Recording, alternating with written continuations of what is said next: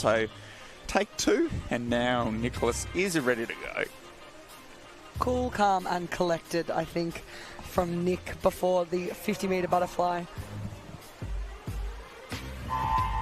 He is in our S15 category, which means he is deaf and hearing impaired. Our Deaf Olympics coming up later this year in Tokyo. We have a few athletes vying for a spot over on that team, Nick being one of them, and he's looking great in this 50-metre butterfly. Yeah, really strong start. Nice and powerful. We'll see what time he can post in this morning's heat session and come into touch in a 25.45. So nice, solid swim.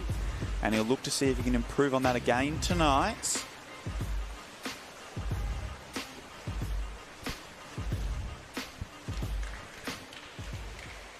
But he is definitely the favourite in this event. He certainly is. If you come into a race as a renowned world record holder in your classification, definitely one to watch out for. It was a great swim in lane 5 by Thomas Voigt, one of our visiting athletes from Grace Swimming Club. His time there, 32.23. And following them onto the wall was Calvin Tran in a 33.43. In our multi-class racing, does work a little bit differently to our able-bod races. We will be comparing those times to the individual classifications of each athlete's world record, and we'll see what point score they can have at the end of it. 1,000 points is a world record, and anywhere up near that in those 900s, fantastic efforts. We've seen some 800s across the weekend as well, so we have some swimmers swimming very, very quickly. As we now move along to heat 2.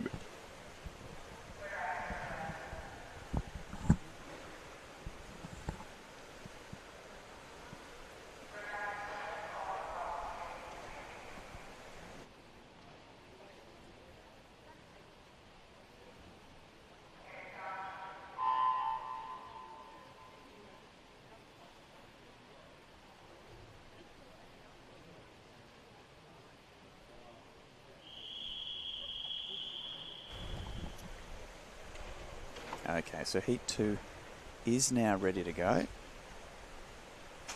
Here in our men's 50-metre butterfly multi-class. And they are underway with our most experienced campaigner of the meet competing here in lane 6, David Bale.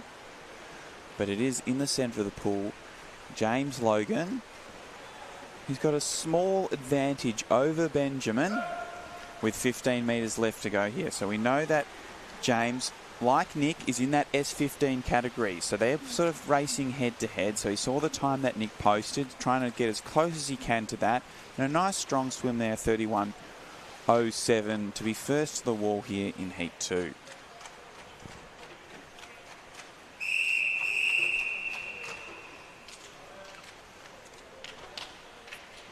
So that concludes the action for event 76 in the men's 50-metre butterfly multi-class. And then we're going to move along to the longest event on the program in event 78. The slightly different to the 50 butterfly, isn't it, Nick? Bit of a change in pace. We go from probably the most powerful event that we see hitting the water to our longest distance in the pool. Yeah, so we have 2 timed finals of our 1500. Just the second one will be swum this morning, with the fastest time final being swum during the final session this evening, which will be live here on KO and Swimming Victoria's YouTube channel from 6:15. This is a 30-lap race. There are 29 tumble turns involved, a lot of race strategy. It would almost be cruel to make athletes race a heat and a final, particularly in the same day, which is why we do this as a timed final event. We do know that our top 10 swimmers in the placings, they score points for their clubs. All of these boys will be looking to try and get themselves up, swimming fast enough to be in that top 10 range. And if we see anything special this morning, they are still 100% eligible for a medal. But all of the boys in this second timed final, they're sitting around that 7:12 to 7:20 range. 17, I should say. Goodness, imagine 7 minutes for a 1500. That'd be nice and quick. We'd love to see it. It's probably not going to happen. Well, definitely not in our lifetime.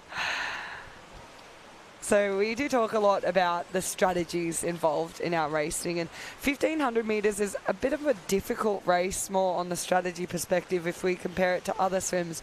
Most other races we can easily divide by 4. So we look at them as quarters. We have your first quarter, second, third, and then that fourth quarter. The 1500, we're not really going to be dividing it into quarters. It's weird distances if you do it that way. So I've seen people do it in a couple of different types of strategies. The easiest, and when most athletes begin their 1500 metre careers, look to break it down into 3 500 metre blocks. And those 500s, the first one is all about that establishment speed, making sure that you're staying consistent, not working or overworking too hard early on. The middle 500, that's where the mind can wander. You've really got to stay focused, holding that stroke rate. Now, our stroke rate, that's the speed in which those arms are turning over. Our coaches will get that stroke rate using their stopwatch. It's a number that represents how many strokes the athlete would complete per minute. So a stroke rate in a 1500, it is going to be a bit lower than what we'll see in our 100 metre events or our 50 metre events, but it wants to stay the same. We don't want to see two things happening. The first is it speeds up and we spin the wheels, or the second, which is more common in a 1500, it slows down and athletes just lose that pressure and lose focus. That final 500 metres, we're really going to be trying to build through, increasing the speed on each of those 100s until that last one is everything you've got left in the tank, which hopefully isn't too much. You haven't saved too much energy, and that is how you put together your 1500. Yeah, so Liam, William and Archer all having that entry time in that low to mid 17-minute range. What they want to be trying to do is maintain. That's basically a 109 per 100 speed. So the first one, they're a little bit faster than a 109. That's kind of the free 100. So now we need to sort of see them settle into that 109 rhythm. So 34 high to 35 low 50s. 50 after 50, 100 after 100 if they're to track down their personal bests. And right on cue, all three of them, somewhere between 34.4 and 34.8 as we make our way through that 300 metre turn. So they've set the pace here as they need to in this first 500. A strategy that I personally really like in this 1500 is to race 3 400s, because we know how those 400s feel. If you're racing a 1500, I'm sure you've done plenty of 400 metre swims in your lifetime. That gets you to the 1200 metre mark. You then have 300s left to go. And the way a lot of athletes work at training is as those sets are coming down to the last 3 100s, you're getting faster and faster and faster because you know that the end is in sight. So after that third 400, I love for those athletes to really start to lift with 300 metres to go. Don't wait till that very last lap and start to shine with 300 metres left. That speed increases and then it'll increase again and then it'll increase again. It's like doing 3 100s of build swim in a training session. So now we're getting to that first 400 metre mark. And once again, both William and Liam and Archer under that 35-second 50. So they're holding that speed where they need to be here in this opening part of the race. Looking nice and smooth. All of them got slightly different techniques, but as a general rule, their turnovers staying nice and high here. We're going to see a few things affecting those techniques or the style of freestyle within the pool. And the first one being 1500, it's an endurance race. So a lot of our athletes might be coming across into pool swimming from open water. Now in open water, we often get rough conditions that can lead to a couple of things, in particular a higher head position, a more almost lopey stroke if you're having to swim your way over waves. Then we see a few of these athletes who might be coming up from the 400 or even the 800 and lengthening out. So they're going to have that more efficient, longer stroke, a slightly lower stroke rate. Rather than spinning the wheels over and over and over, they're going to be catching more water, keeping the extension on the front and the back of the stroke so they can make the most of each arm stroke. We do know that Archer Lark has got that probably more of a pull, traditional, nice high elbow, long, relaxed stroke. And he is looking nice and smooth in third place here, whereas both Liam and William, a little bit more up-tempo. Absolutely. You can really see, and I'm loving the footage of Archer on particularly his left arm, that very, very nice high elbow and smooth entry position at the front. So when his fingertips hit the water after the recovery, there's not a lot of splash going on. It's very smooth in. The other two boys, as you said, Nick, a little bit rougher around the edges almost. There's a bit more splash going on entry. There's a little bit more water being flicked around, but they do make up for it with that slightly higher stroke rate. So even though they might not get as much distance per stroke, they are having more strokes within the lap.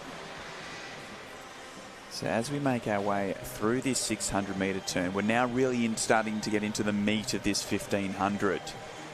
So Archer there posted the fastest 50 there at that 34.5. So he's trying to gain up a little bit of ground back on both Liam and William. So they're able to set that standard through that first 500, holding the speed that they're required to swim on their personal best. This next 500, this will be the challenge to maintain that speed, and we'll look to, by the time we get to that 1,000 metre mark, how likely they are to be able to post a personal best. Absolutely, and keep an eye on Archer Lark. He is the older athlete in this field, and I say older because he's just 17 years of age. Liam Paulson, only 14 years old from Camberwell Grammar, and he is doing a really nice job early on.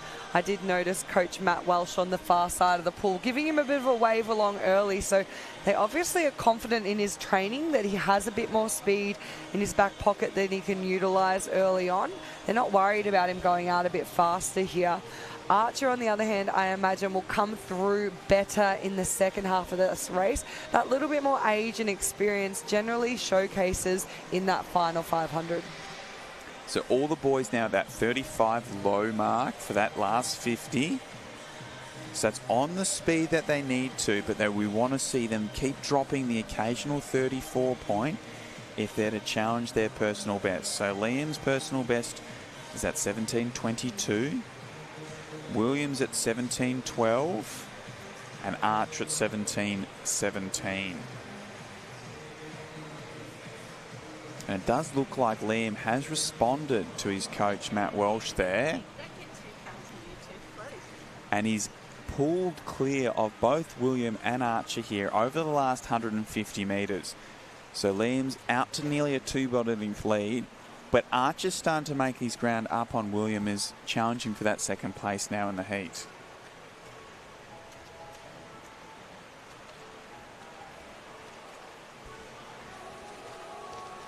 Always really interesting when you only have 3 athletes in the field, the games that play out in front of us. And Archer was certainly off to a more relaxed start, and he's already starting to creep his way in front of William Bryan in lane 4. Liam breathes to his right, so on this lap he's breathing away from the other boys, but he has his coach over there. So you always keep an eye on, I love watching the coaches along the side, the little hand signals, bring in the legs, or there's often a signal if they're holding the right pace. And I love that about our coaches here within Victoria, is they often work together, they utilise strategies the same as one another, but we're also aware of the swimmers and what their capabilities are, and if they're on pace, you don't want to make them push too hard and run out of energy. You also don't want to just let them go about if you think they can do better. And we're just seeing a lot of little flutters. I think they obviously know that Liam's been training well and he's got that energy left in the tank for a great swim. So as we're deep into this 1500 metre now. We obviously see those coaches trying to urge the athlete on. By 900 metres into a 1500 metres, it is starting to really hurt. How easy is it to acknowledge the coach on the side of the pool and what they're asking you to do and then respond to it? I've seen some funny variations of this. Across my coaching, I have had some distance athletes, and one of the more entertaining ones, I used to have a swimmer who would be breathing one direction, and if we thought that he had more in the tank, you know, you'd give him the signal to go a bit faster, push a little bit more, he'd start to breathe the other way. If they don't think that they have it, what you think they do, they might just choose to ignore. It can be entertaining to watch. But most of the time, I would say 9 times out of 10, when you do see someone on the side giving you a wave along, it does just somehow give you that 1% more energy, and we often do see a little lift, or if you watch the splits, that one particular lap, it's 0.1 faster, or it's 0.2 quicker. So it is Liam Paulson who's just continuing to slowly extend this lead here as he turns through the 1,000 and 11:35.46. Archer Lark has now taken over second place ahead of William Bryan. If anything, I reckon Liam has actually managed to increase his stroke length, sort of from that opening 400, really focused on keeping that distance in his stroke. He's sort of bouncing between a 2-beat and then occasionally into that 4-beat kick. William is now breathing towards Archer and trying to respond to his more experienced competitor as they're sitting 5.5 metres behind our leader, Liam Paulson.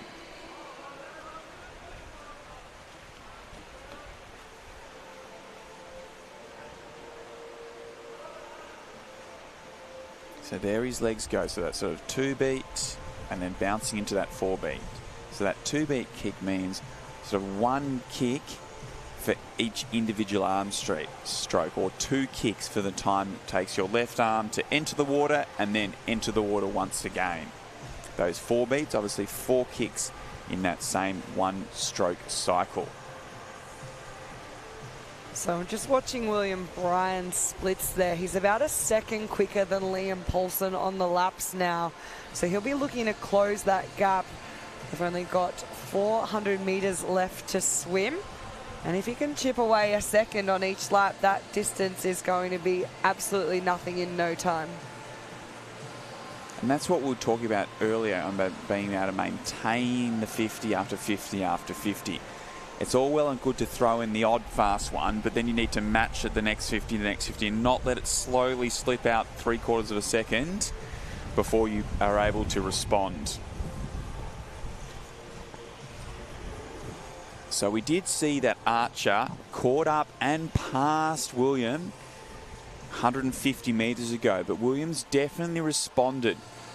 Probably made that concerted effort around the 1,000 metre mark to see if he could re-accelerate for this final 500 metres. And he started to reduce that distance to Liam. So Liam was a 34.8 on that 50. William was a 34.4. So gaining 0.4 of a second on that 50 alone, whereas Archer's dropped out to just over that 35-second mark. So William obviously had that focus. This last 500 was going to be where he really tried to attack it. Liam has built up that strong lead, but William is slowly chipping away at it over this last 150 metres.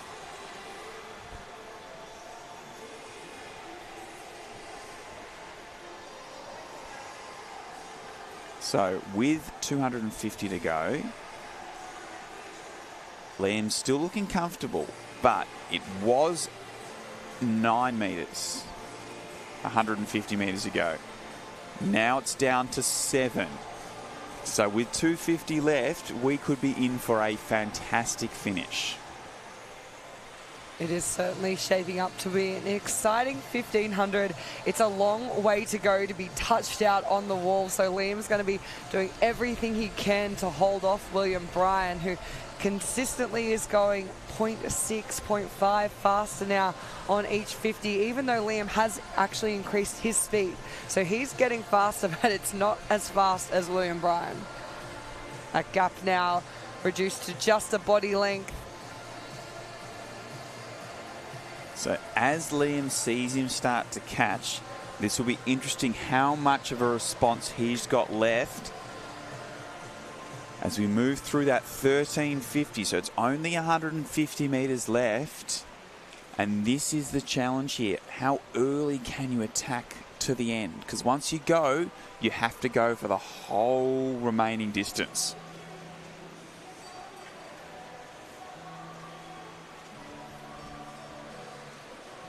Liam with the opportunity to breathe towards William on this lap.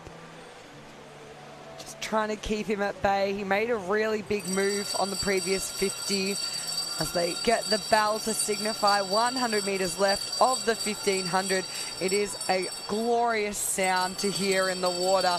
It's almost that moment where the weight becomes lifted off your shoulders. Everything you've got left is going to go into this final 2 laps. Coach on the side there pushing Liam Paulson along. He has led for so much of this race, with William Bryan trying to close that gap, trying to catch him, but it's going to take a big effort down this final 50. So Liam's entry time of that 17:22. He's going to need to come home in a 107 high on this last 100 to set a personal best. A 34 low on that 50 is giving him a chance, but he's now going to really have to bring those legs in this final 25. 100%. He's given himself every opportunity to do a personal best. He's trying to bring it home. The kick just coming in. Both of these boys have done a great job this morning, with now 5 metres left for Liam Paulson. It's going to come right down to the wire. Just ever so slightly outside his personal best. Basically the exact same time. Liam Paulson takes out the second of our 1500 metre timed finals this morning. Our first one will be tonight. Those top 10 coming back to race. William Bryan, 17:25 to finish in second, and Archer Lark in third, 17:34. So all 3 of those athletes are going to be sitting in the hot seat with the medals. That fastest seeded heat needs to beat those times if they would like to take out medals at our 2025 Mattioli Victorian Open Long Course Championships. And we'll turn our attention back down to the far end of the pool, because up next is our men's 50 metre backstroke for Multiclass. We have 2 heats this morning, and a lot of these guys just once again backing it up over and over. Big programs for our Multiclass athletes here. We saw most of them compete in the 50 metre butterfly just moments ago. About 1,500 metres ago, I think it was. Exactly. They just hopped out at the other end of the pool. Got a quick swim down in while that 1,500 was going on. Tried to stay warm. And then back here for the 50 metre backstroke.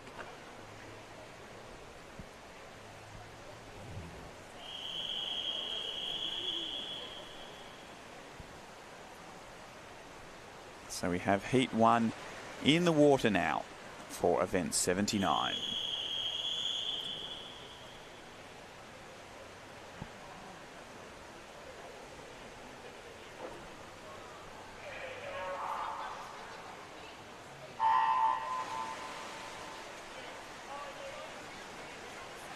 Really nice start in the middle of the pool there for James Logan, the Melbourne Swimming Club, one of our S15 athletes.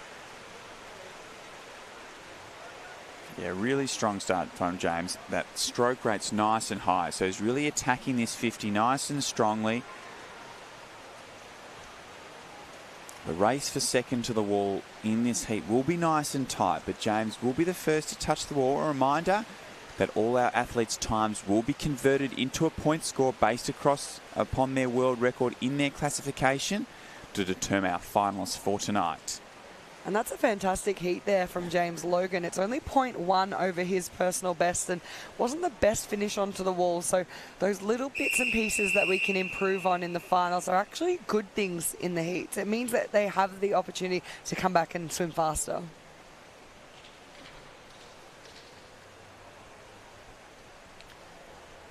As the boys line up now behind the blocks for our second heat of 50-metre backstroke for our multi-class. We've got quite the experienced field hitting the water now. These are our open championships, so it is good to see that age is not a barrier.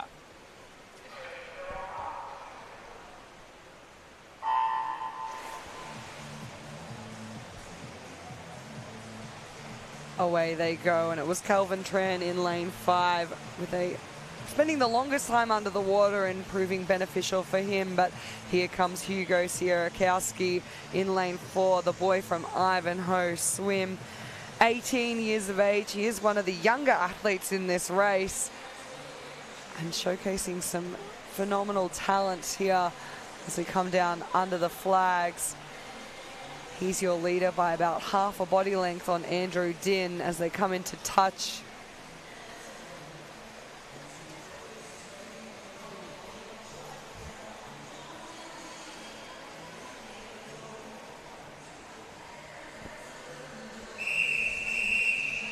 Okay, another some strong performances there in Heat 2 of our men's 50-metre backstroke multi-class.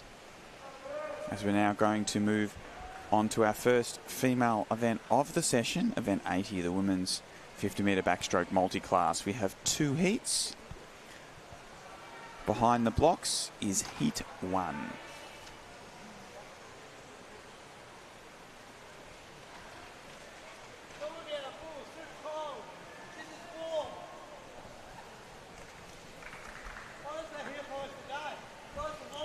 Once again, some really well-known athletes within our Swimming Victoria community about to take to the water here.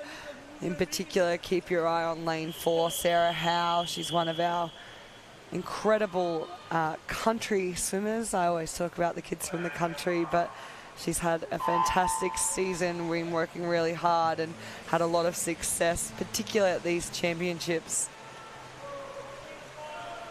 She has got off to a nice strong start, our S10 athlete in the centre of the pool, but she does not have it her own way. The 13-year-old from Nuttawading, Abigail, is taking it right up to her through that first 25.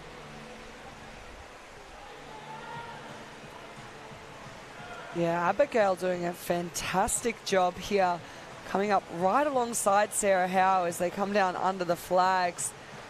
It's not quite going to be enough though. Sarah Howe gets her hand on the wall first in a 37.81. Abigail 40.43, followed on by Caitlin Hayes in a time of 42.02.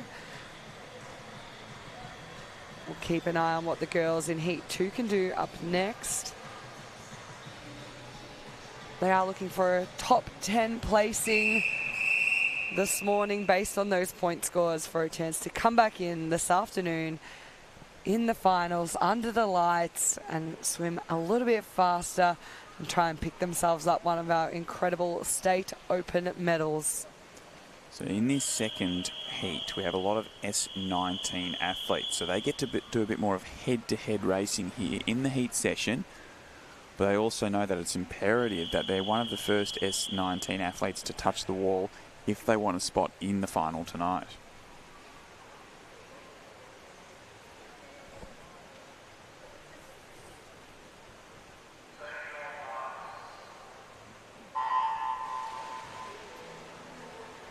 So we really have quite the range of classifications showcased within this race.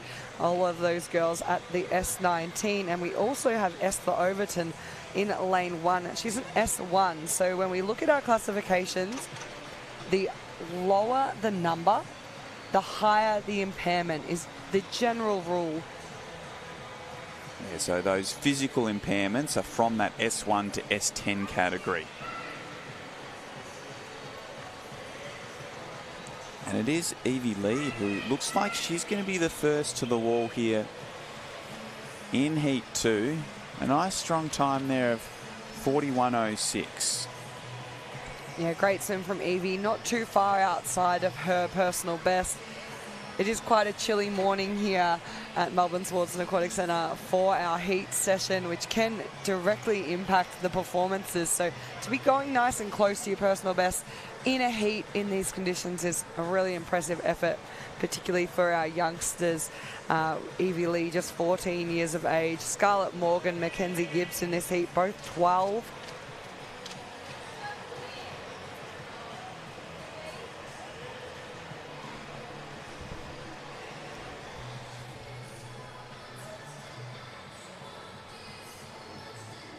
As we see Esther now coming down under the flags. Her entry time, 1:45.21. We'll see how close she gets to that this morning. One of our visitors from Playford Aquatic. And that's a great swim. It's a 1:43.78. So a nice personal best for Esther to wrap up our women's 50-metre backstroke for Multiclass. As we move along to one of the tougher, more challenging events, and how nice of us to put it on day 3 of these championships. It's event 81, the women's 200-metre butterfly.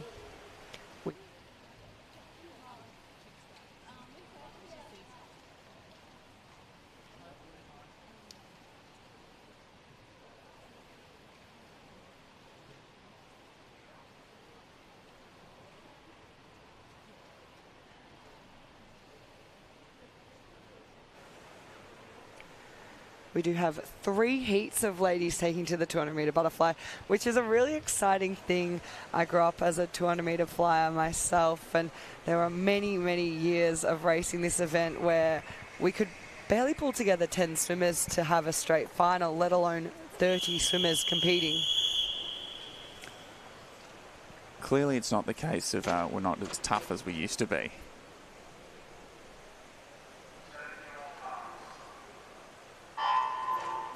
Inspiring the future as Heat 1 takes to the water, and swimming out of that middle lane, Izzy Osborne, swimmer from MLC, nursing a little bit of an injury at the moment. Just having a chat to her the other day. Not directly impacting her during the racing, but those little things, they can play at you in training. And that's where the work has to go into for a 200-metre butterfly. It doesn't seem to be impacting her too much, though, as she takes us out in at 30.26. So definitely got some speed there on that first 50. We'll see how she's able to maintain that rhythm. So obviously the speed is still there.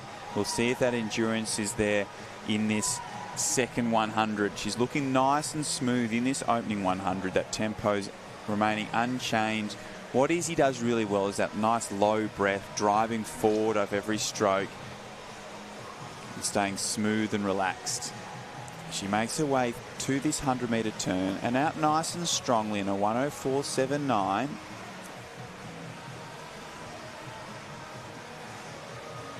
I just like how easy the stroke looks. She's not bringing those arms out too high and wasting energy, but they are nice and clear of the surface of the water. She stays on that rating, so that hasn't dropped too much. We're just starting to see Taryn Roberts in lane 5, making up a little bit of ground. She's got a lot more power in her stroke, so strength to strength on each arm cycle. A few of the girls in this race are more specifically 200-metre butterflies, so they're going to be finishing nicely in the last lap. Izzy, great 50-metre flyer, great 100-metre butterfly. She has to utilise that speed in the first 100 and try and hold off the rest of the field. And she has done that here, and she's maintained that lead now, just over a body length into this last 50. We know this last 50 of a 200 butterfly really does hurt, and it's all about that technique. And this last 15 metres, it is definitely starting to hurt here, and she's being challenged, but will just hold on and take our opening heat out of our women's 200 butterfly in a 2:19.5. So still a really solid heat swim from Izzy there, 2:19.55. Isabella King will finish off third in our first heat. Remember, we're looking for the top 10 athletes to be going through to tonight's final. So if you're finishing in that top 2, you've got obviously an incredible chance of being there. Top 3, still pretty good. You'd be feeling pretty confident. Mia Mifsud finishes in 4th at a 2:29.50, so she's going to have to wait to see what the other girls do and make sure that she can try and get a chance to race again tonight. Yes, we had 3 athletes come in on that 2:29 mark. That might be the difference between making it back into the final tonight or not. As we now move along to Heat 2.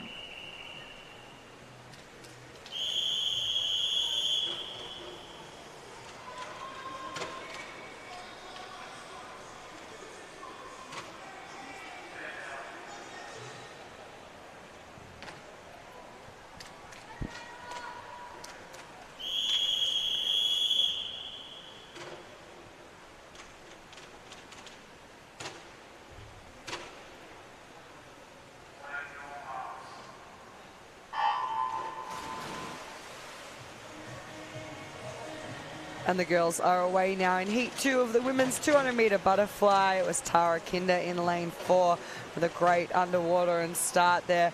I was listening to an interview with Tara yesterday about her heavy program across these championships, and obviously she's one who's working towards a 400-metre individual medley. So she spoke about competing in all of the 200-metre races to give herself the best chance at practicing every stroke under pressure.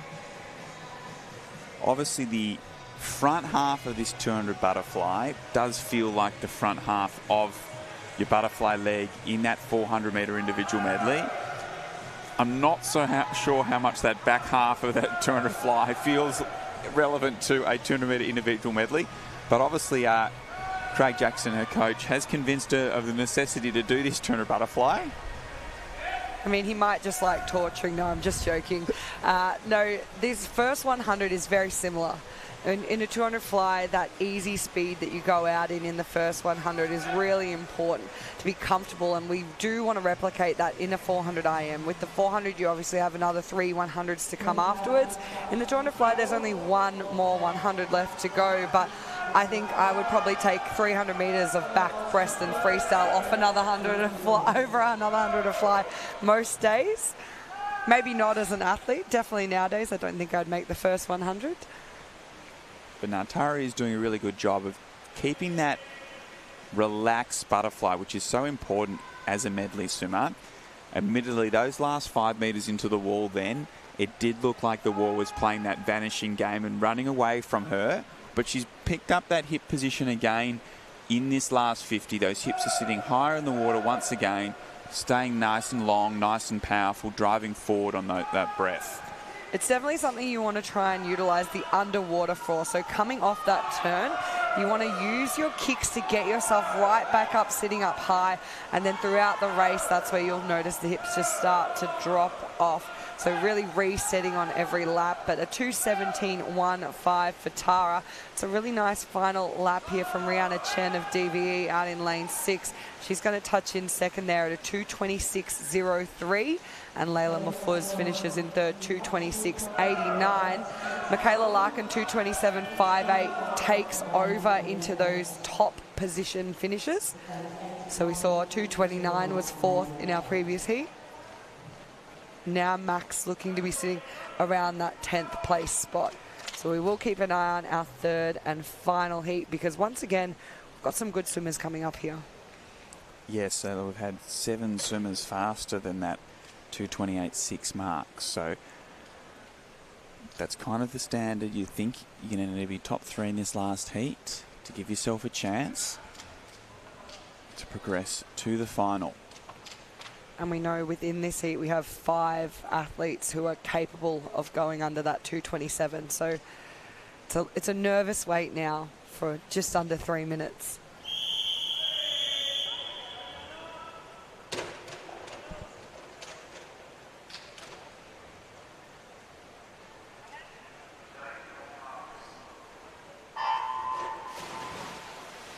So we are off here in our third and final heat of the women's 200 metre butterfly. And there's Mia in the centre of the pool, using those strong underwaters to pop up in the lead. And we know that Mia likes to get out nice and strong in all her races, and she's doing that here. Yeah, she's really fantastic at the skills and definitely uses those underwaters. You will notice her do it off the turn too. She is always out fast. You know, we've seen her particularly in short course. She tends to be leading quite substantially at the 50 and the 100 metre turn. She's gone out in a 30.72, so that's quite similar to what we saw from Heat 1 with Izzy Osborne. Both of those girls have that incredible front end speed from their 50 and 100 metre races.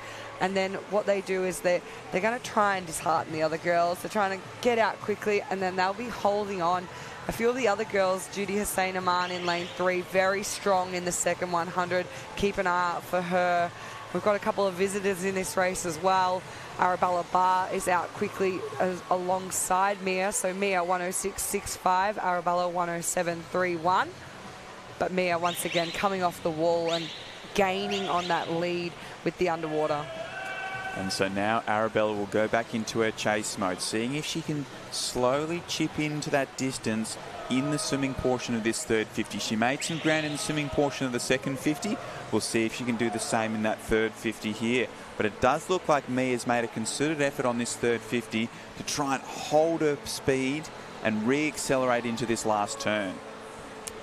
So Mia still out in front, Arabella not too far behind. And then sitting in third, it's a fantastic swim from Hei-Ching Henrietta Wong. Henrietta, one of our youngest athletes within this field, just 13 years of age from MLC Aquatic. She put together a brilliant first 100, and it's Judy in lane 3 who's trying to get her way ahead of Henrietta down the final lap to secure one of those later spots within the final tonight. But Mia has just done an incredible final 50. She's increased that lead as she comes down onto the finish. The time there, 2:20.23. Arabella in second, 2:22.73. And Judy gets that third place spot there at a 2:26.45 ahead of Henrietta, 2:27.89. So I think it's going to be pretty close there between 10th and 11th. Nick, you look to be doing the maths here. Yeah, so I think that 2:27.89 from Henrietta is going to sneak her in 10th place. Just 0.2 of a second clear of Jordan.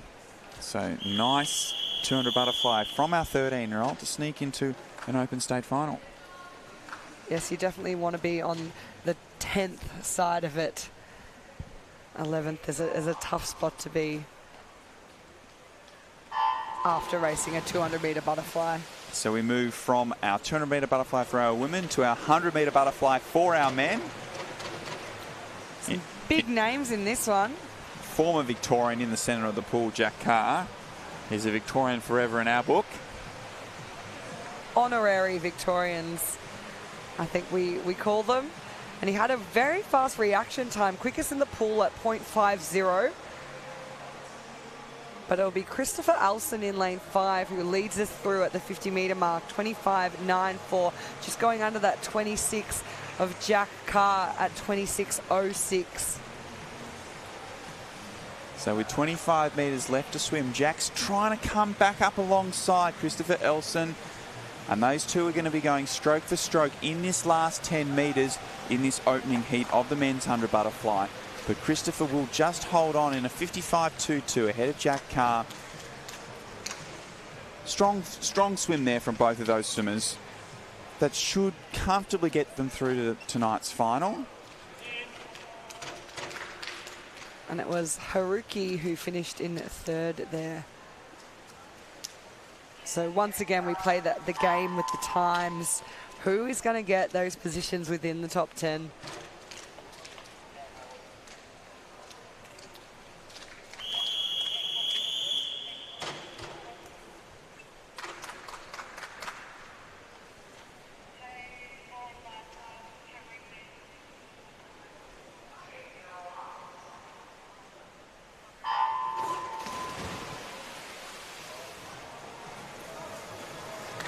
Up and away we go with heat 2 of the men's 100-metre butterfly, and becoming a familiar phrase. It was Callum Haller and Lavelle in 5 who utilised the entire of the 15 metres underwater and was up and racing very quickly early on, as was Ewan Smith over in lane 0. He's taking it out fast in the first lap, and it will be Joseph Hampson who gets his hands on the wall in a 25.60 to turn in first. James McBride alongside him. It is one of our seeded heats, being heat 2 here, but there is action right across the pool here. Ewan's trying to hold on to that early speed he showed in the opening 50, but it is the centre of the pool who's now moved clear. Joseph Hampson just ahead of Callum as we head underneath the flags, and Joseph takes us out in a 55 flat. Callum in second place, with James McBride getting the touch for third. Lots of these boys sitting around that 55-second mark. We do have a couple of athletes missing from our third and the last of our circle seeded heats, so obviously a bit of opportunity for a few of these outsiders to sneak in. Once again, that young talent on display. Over in lane 0 in this heat, Eli Billman got the Victorian age record in the 50-metre butterfly just last night. So we've had 6 swimmers under 56 seconds in the opening 2 heats of this 100 butterfly. We'll see how many more can join us here in heat 3. And it will be Cash Milner who turns first through that opening 50 in a 26.2. We know a Kreutzberg is going to come home strong though, so Archie turns second, so he's going to try and take it up to Cash in this second 50. Yeah, they've got some great back-end speed, but Cash Milner looking the goods here as he comes down under the flags. He still has a nice half body length on the rest of the boys, and his time there 55.41, Archie 56.54, so quite a lot of those 55s from the heat before could be sneaking into an outside lane tonight. Yeah, if you posted a 55 second, you're feeling nice and comfortable. Those swimmers at that 56 low, nervous little wait to see if they'll be able to sneak into the final.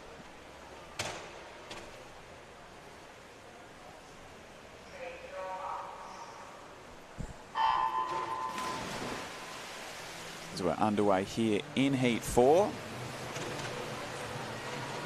And Owen Kruger coming up right at that 15-metre mark. So strong underwaters from Owen, but it is really an even start across the field here in heat 4. Great to see, just 16 years of age and utilising those skills, but it is the outside lanes doing very well early on, with Harvey Lark taking us through in a 26.75. Following him around was Samuel Higgs, so lanes 9 and 1 out quickly in heat 4. And Harvey Lark does look like he's holding on to that lead he had at the first 50 metres mark, but Samuel Higgs is trying to challenge him with 15 metres to go. Harvey's holding on out in lane 9 underneath the flags, and does enough to take out heat 4 in a 56.50. Yeah, 1 second personal best for Harvey Lark there. Great swim from the outside lane. And Samuel Higgs across in lane 1 also doing a fantastic job going into the wall just ahead of Clancy Loscombe as we move along now to our 5th heat of 11.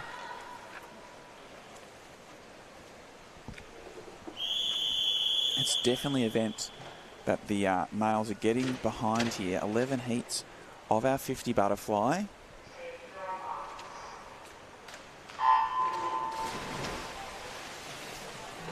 As we are underway with heat 5. Once again, it's one of our outside lanes off to a really strong start, with Hamish Langsman in lane 0 leading through that first 15. But now the centre of the pool is starting to make their move. Dominic led at the 25, and now coming through in lane 6 is Leo. And it will be Leo Dong who takes out the first 50 here, 27.25. He's just ahead of Tyler Theodore at 27.37, and they've got a nice little race on their hands. The boys over in lanes 3 and 4, Eric Yuan and Adam Alfany, are trying to bring themselves back into this field, but it is looking good still for Liudong. Really strong last 15 from Eric, and he's going to pop up and take this 5th heat out in a 58.19.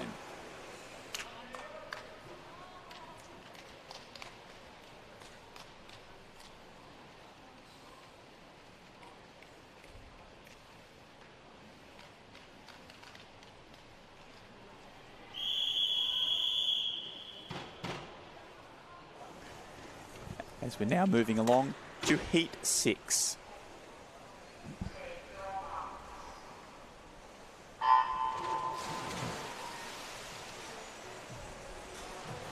Away they go, and a lot of these boys in heat 6 choosing to pop up a little bit earlier than that 15-metre rope, get up and swimming fast early on. Not a lot separating the field. Their entry times all sitting around that 59-second mark. They'll be trying to break that this morning. Going out well is Barta Porowicz in lane 8, the swimmer from Melbourne Swimming Club. We know he has a lot of front-end speed. And it's Matthew Wagstaff, 26.93 on the turn. And he came up after that turn, extended his lead. So Matthew Wagstaff holds the lead through that 75-metre mark. Hunter Mace over in lane 0 is his nearest challenger with 15 metres left to swim. But it is still Matthew Wagstaff. Out fast, led at the 50, and he's going to lead throughout here in this heat 6 of the men's 100 butterfly. And he takes down a 58.31. Hunter Mace in second, and Darius Schultz in third. Yeah, great to see going from that 59-second entry time all the way down to 58, and he almost cracked into the 57, so a fantastic swim from Matthew Wagstaff as we move on to heat 7.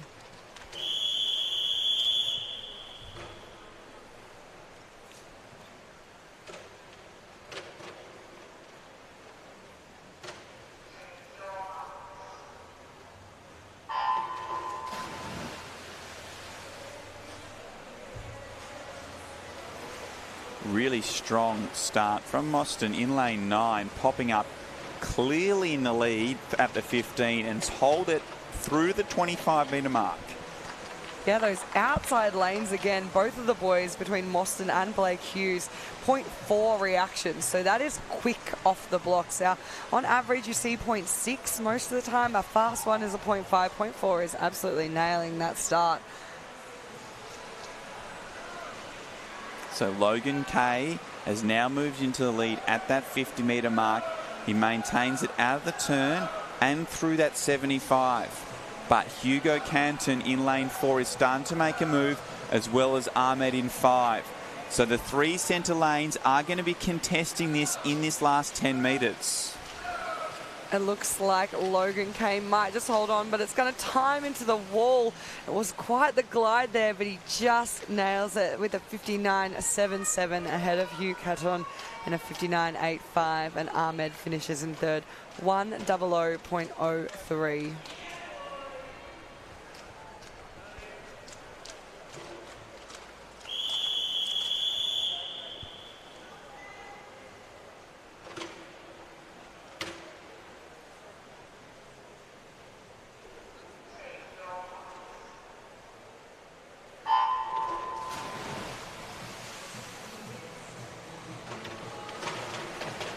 And again, it's the outside lanes. Gosh, these guys are really impressing me. Lane 9, there's something in the water. Samuel Nadler, he was out very well in the underwater. As we come through now with 15 metres left of the first 50, it is Darcy Connell making his way up into the lead alongside Sam Wells. So come into the touch there. It will be Sam, 27.37, ahead of Darcy, 27.62. We've got a nice little battle between the boys from Traralgon. So really strong turn there from Darcy. Came in second, popped up in the lead ahead of his teammate, and he's held that lead through the 75-metre mark. So Darcy Connell leads ahead of Sam Wells. Sam's trying to respond and make a move back on his teammate, but it does look like Darcy is going to stay in control of this 8th heat and take it out under the minute in a 59.37.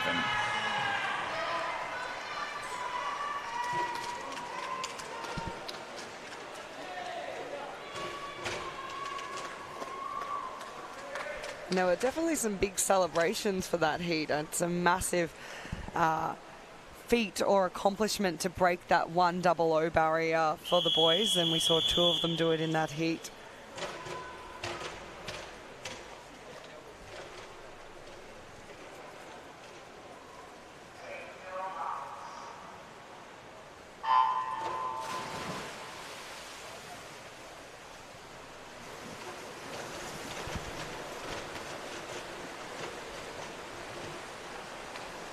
So once again, it's an outside lane that's off to a strong start. Anthony Lynn in lane 9. Led at that 25-metre mark. Now the centre of the pool is starting to make their way up alongside him, and it is all the way across the pool here in Heat 9, with Austin leading over in lane 1 through in a 27.84. But super, super close. We actually had a few of the boys turn in the exact same time there, so not a lot separates Heat 9 as we come down the second 50. It looks to be our visitor in lane 6 starting to pull away, or at least attempt to. Aiden Langman just in front of Austin Bartlett. Going with him, still doing well out in lane 9 is Anthony Lynn. As they come down under the flags, though, it will be Aiden, 59.56. Gets the touch in front of Vincent Downs Honey, 100.70. And Enrico finishes strong to take that third out of Heat 9, 100.78. It was all about that second 50 there in Heat 9. Aiden, faster than the second 50s, pulled away and to take that heat win and also swim underneath the minute barrier.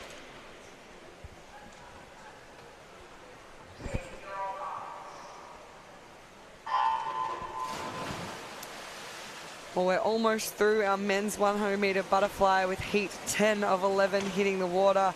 Aiden Gleeson in lane 3 on his return to swimming and competitive racing. He's taken us out nicely here. Quick reaction time, and he has about a half body length lead on the other boys as we come down to that 50-metre turn.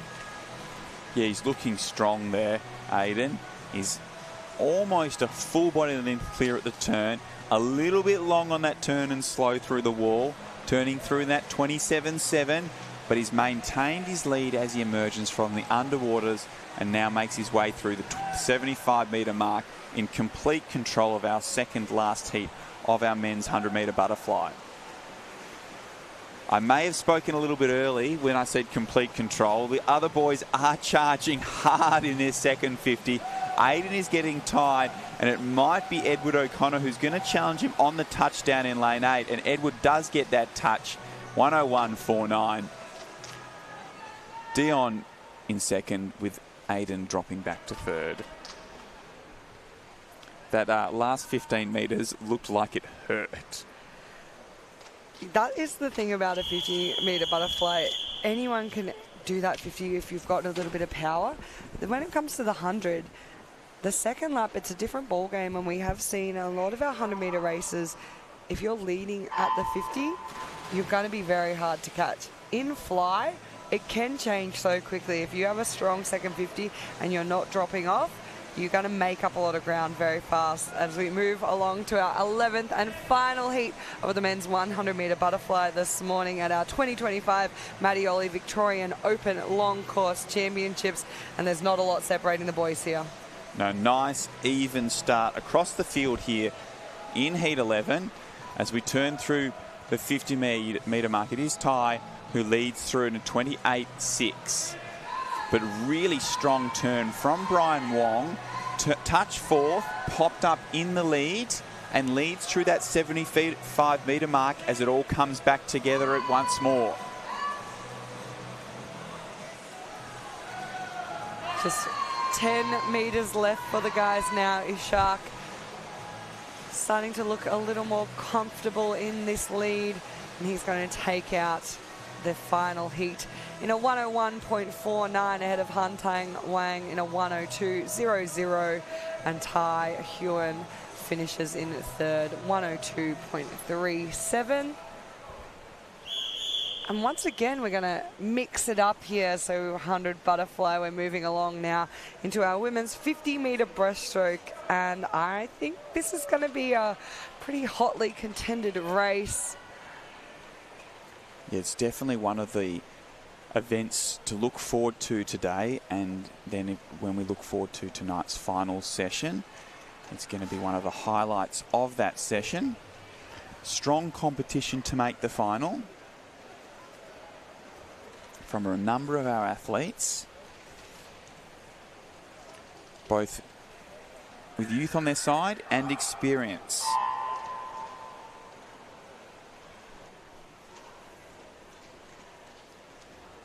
So we have 10 heats of our women's 50 breaststroke on the program.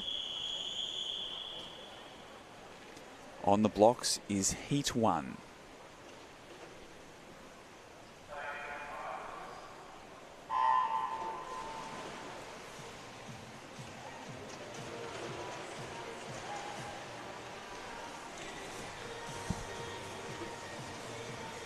So in the centre of the pool, now starting to assert her dominance, is Isabel Ray. Through that first 15 metres, it was nice and even, but once we've got up into the swimming, it is Isabel who just continues to extend her lead over the rest of the field here in our opening heat of women's 50 breaststroke, and touches in a time of 32.81.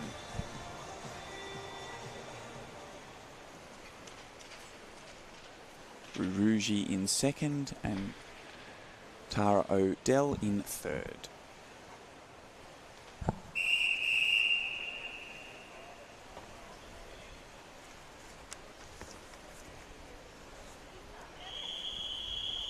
As we move along to heat 2.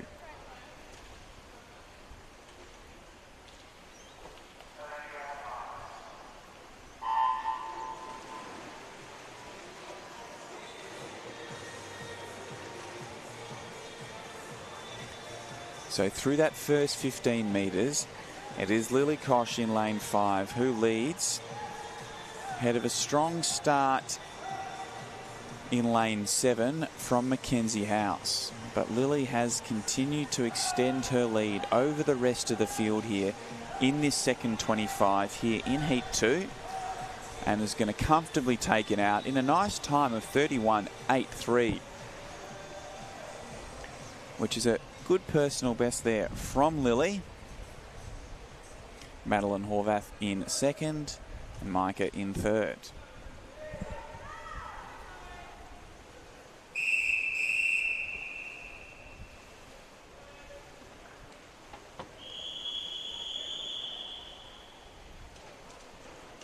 So Lily certainly set the standard there in heat 2, 31.83. As we move on to heat 3 of our women's 50 breaststroke. And through the first 15 metres, it's Jin En who leads just ahead of Alana Torrance.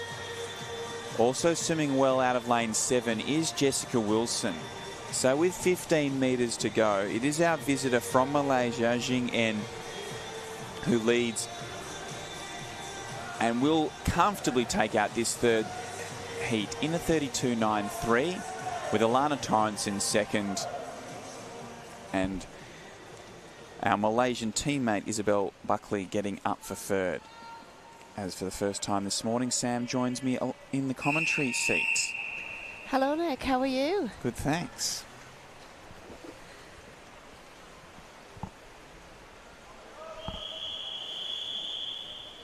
Good morning, everyone. This is heat 2 of this women's 50 breaststroke. Oh, sorry, heat 4. This is the unseeded heats. After a cracking start, though. Lane 4. Jessica Proudlock from the Tiger Shark Swimming Club, but also No, she's holding on to that lead.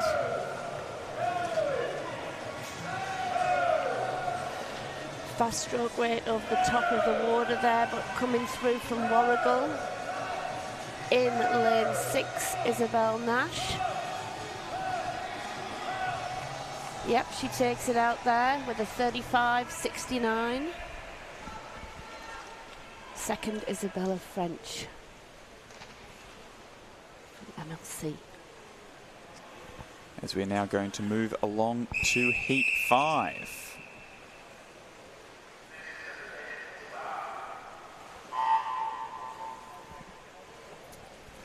So far it was Lily Kosh's 31.83. That was the standout swim in our opening 4 heats of this women's 50 breaststroke. Taking off nearly a half a second from her personal best and looking really strong there. She had a great 200, 228 the other night, so you can expect something really good today. She did break the Victorian age record in the 100 on the opening night of competition as we're underway here in Heat 5. And off to a really strong start in lane 5 is Jiu So. And Jiu leads through that first 15 metres. Also swimming well is Frances Bodville in lane 0. So Frances has taken over the lead at that 25 metre mark. Now starting to make a bit of a move through the centre of the pool is Charlotte Kelly in lane 4. She was last after the start, but she's moved up into contention. But Minami in lane 6 is now into the lead with 5 metres left to swim. And she does take it out in a 35.51. Frances in second with Catherine in third. Yes, a lot of young swimmers, 14 years up to 16 years in that heat there. So that looks good for the Victoria in the future. Heat 6.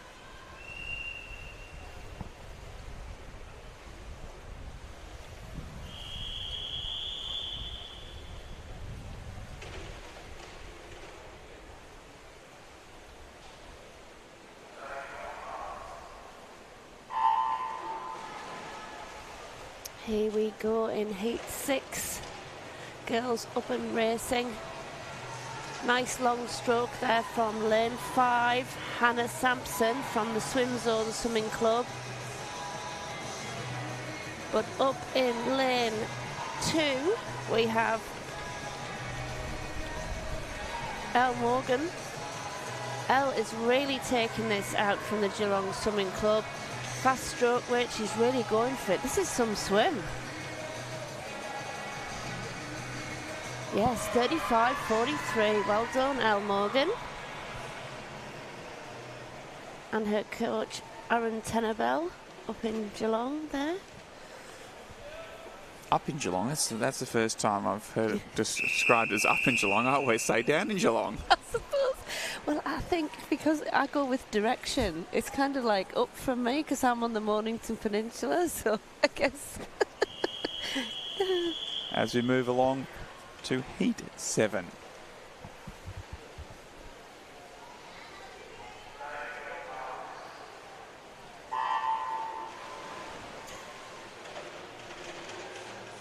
So nice even start across the field here in Heat 7. Alexandra Murray in lane 8 does just lead at that 15 metre mark. Now starting to make a little bit of a move is Marley in lane 6. So Marley's taken over the lead through 25 metres. So Marley Adlam leads with 15 metres left to swim. Just ahead of Keela Enters. Very traditional stroke there from lane 6. Marley. So Marley looks like she is going to hold on just... no. Keela gets the touch with her and they touch together in a 35.72 to be the winners of Heat 7. Isn't it amazing how we're getting a lot more dead heats these days? It really is. And a nice strong swim from both of those girls, knocking off 3/4 of a second from their personal best. So we've got Heat 8, we've got Anna Kang, 12 years old, from the Nunawading Swimming Club in lane 1.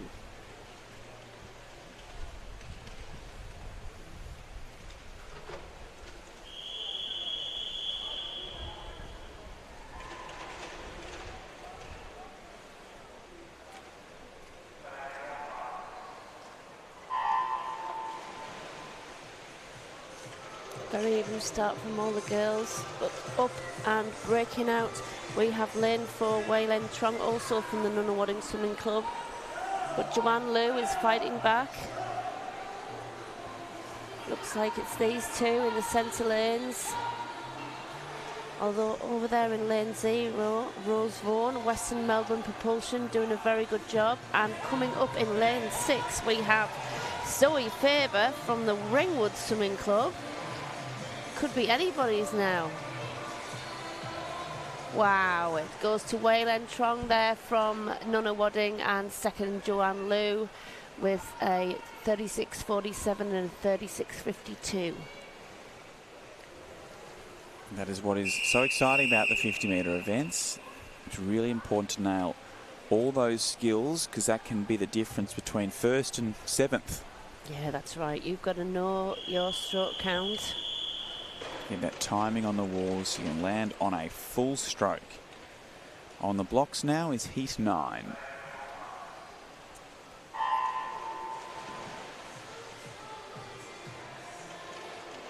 Again, first up, we have lane 6. That's Hannah Petridis from the Northcote Swimming Club. And it is the centre of the pool who now starting to move into the lead, with Grace Adams in 4 and Zoe Clemenson in 5, going stroke for stroke. But Jacqueline Ho in 7 is not going away, and neither is Angelina Nugent in 2. Yeah, Angelina, she looks strong there. I think she just might take this. Oof, so close, yes. Jacqueline Ho getting the touch. She does. In 36.50 out of lane 7 for our Surrey Park athlete.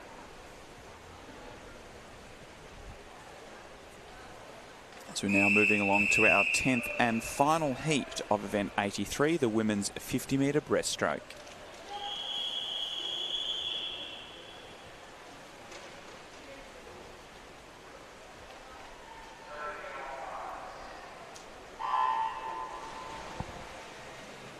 Yeah, we have Isabella Ventura here in lane 3, very technical swimmer from the Flyers Swimming Club. But look at lane 1, Anissa Halou from Mackay, up in the Northern Territories, up the tip of Australia. She's making it worth her while coming here, isn't she? Yeah, she's holding on to the lead through that 35-metre mark. But Sophia Beaton, down in lane 7, has now taken over the lead in this last 15 metres and is going to take out our 10th and final heat in 37.38. Well done, girls. So that does conclude the action for our women's 50-metre breaststroke. We're now going to move along to event 84, the men's 200-metre breaststroke. We have 7 heats. Behind the blocks is heat 1.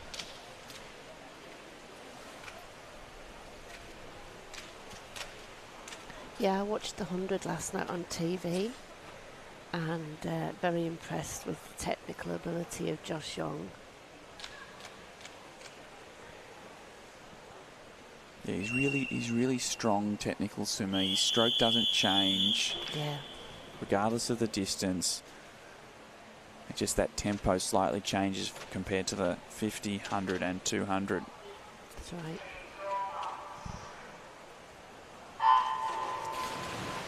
Yes, I'm probably going to take my swimmers to take a look at his technique, because as you see him, he just spears his hands through the surface of the water, and he has such a great catch. You can see him turn his hands, turn his palms towards the lane lines.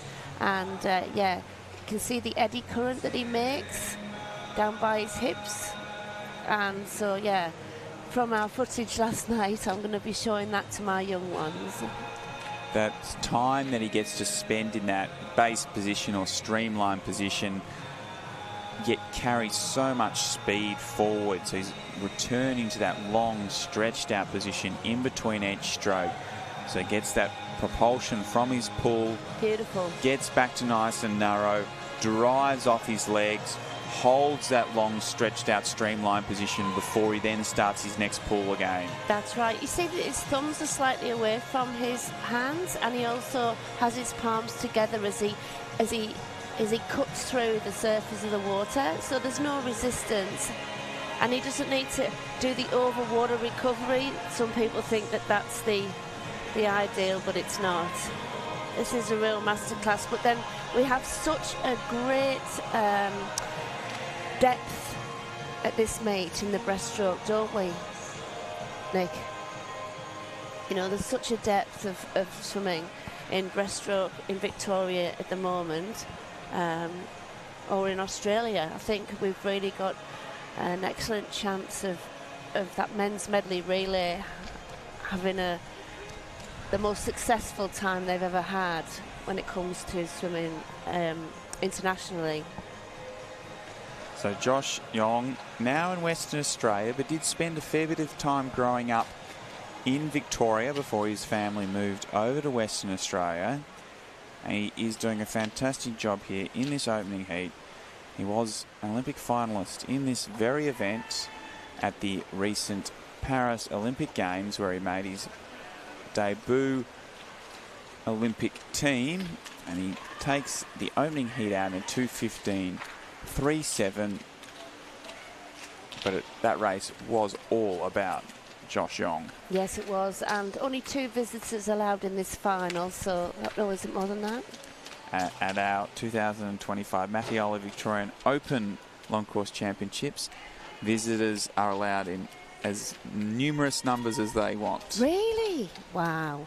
I just thought it was 2. But obviously they're just, you know, well, you guys, you Victorians are going to have to, you know, make sure you get in that final, guys. Come on. As we now move along to Heat 2.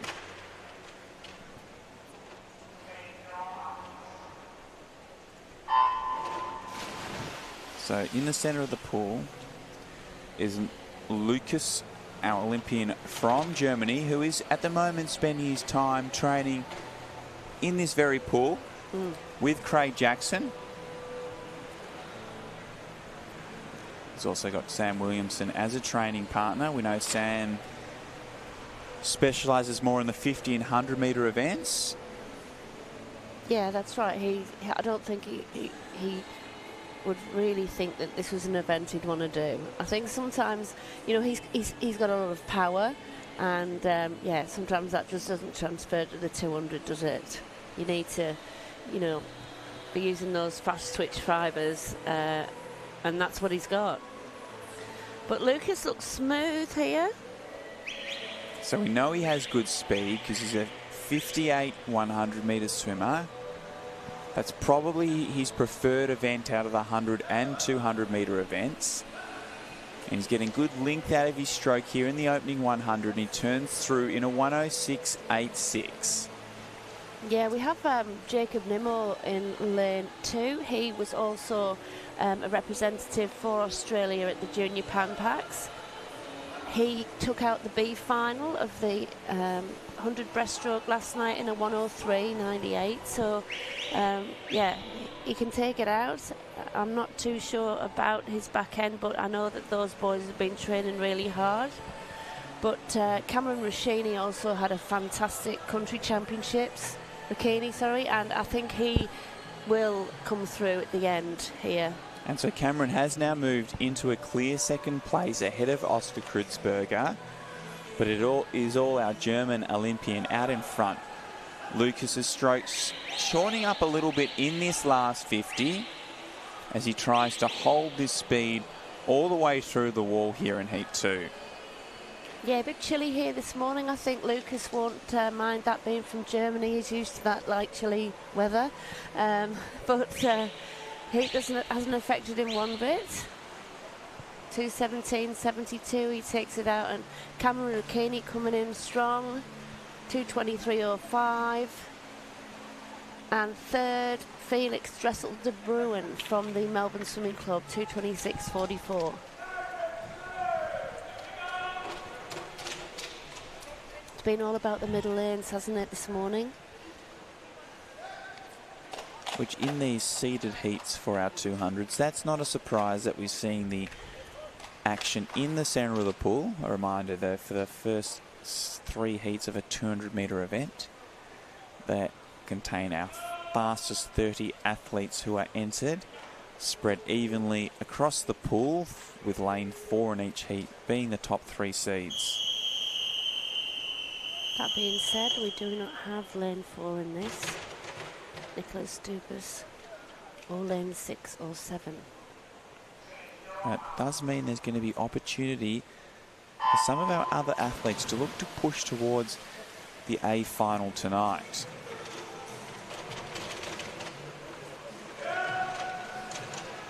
Yes, Thomas Sutherland there in lane 2. He's also from the Caulfield Aquatics. They've got a strong group of breaststrokers there. He has been known to be more of a 100 swimmer, although he did take the silver medal at national age this year in 200 breaststroke. So leading through that first 50 is Jack Gurry in a 32.55. We know that Jack traditionally comes home nice and strong in all his races. So he's shown some good speed here in this opening 50 to set himself up. Yes, they've also at Nunawading got a huge stable of breaststroke swimmers. So he looks very strong at the moment, doesn't he, Jack? He's getting really good distance out of each stroke. And he's maintaining his lead that he set in that opening 50 and has slightly extended it here as he turns through the first 100 in a 109.70.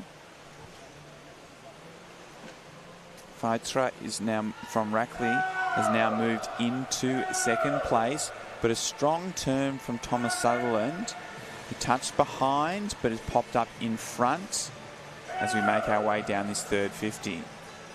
Just a quick look from Jack Gurry there over to his right to see where his competition is. I think maybe that shows that he was thinking about backing off, perhaps. It is always hard not to check out what the competition is doing in the middle of the race, although the coaches might be saying otherwise, that those sneaky looks are a temptation that is sometimes too hard to resist for some athletes. So Jack does continue to lead as he has since the opening 50. Harry Heath really coming through there in lane 1 from the Nunawading Swimming Club. So it's a battle for second between the 3 boys up in 1, 2 and 3. And that might determine who makes this A final here, but it is all Jack Gurry in heat 3. Fiantra gets the touch ahead of Harry and Thomas in that battle for the minor places in that heat.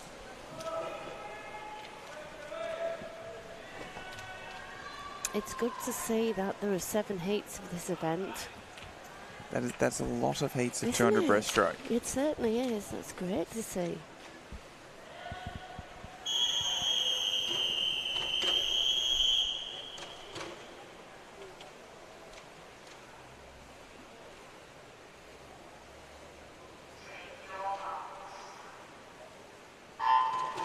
So we've moved past our seeded heats, so now on to our 4th heat. So this will contain our 31st seeded athlete through to our 40th, based on their entry times. Yes, and a lot of youngsters coming through now in these latter heats, so they're the future. We've got Xavier Eagle from Caulfield Aquatics, 14 years of age in lane 1, and Leon Vidal, 14 years of age from the Ivanhoe Swimming Club. So 2 young boys there. Only able to qualify for national age at 14, boys, nationally. So they'll be going for their national age qualifying time if possible. So it was through that first 50. Hamish Evans leading ahead of Dane Schneider. And also swimming well is George Huang. Yes, Hamish Evans looks great. Very long, rangy stroke.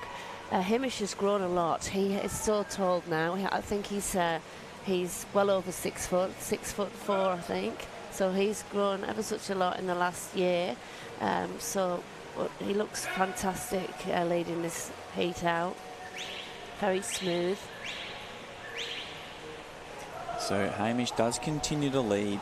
George Huang has now moved into a clear second place, with Darcy Stewart making his traditional second half move now into third. Yeah, both boys there from Surrey Park, Darcy Stewart and George Huang there. So they're stable mates. They have a 2:30 PB. Let's hope they can sneak under that.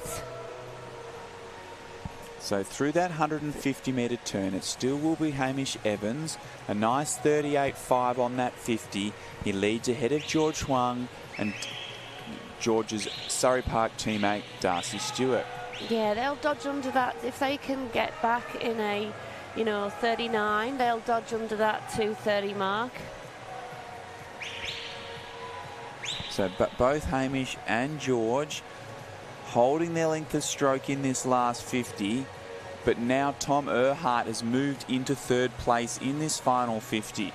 But out in front, it is all Hamish Evans, and he's going to take out Heat 4 in a 2:28.68. George in second, and Tom Earhart for third. Yeah, Tom from the Ballarat Swimming Club.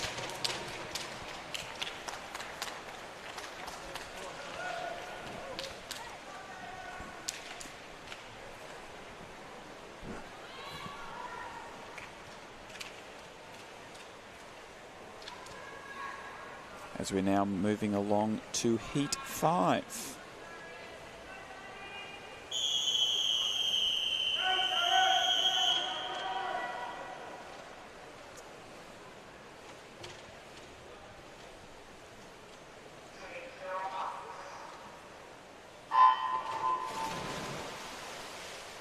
For the 14-year-old Byron Geng from the Wadding Swimming Club.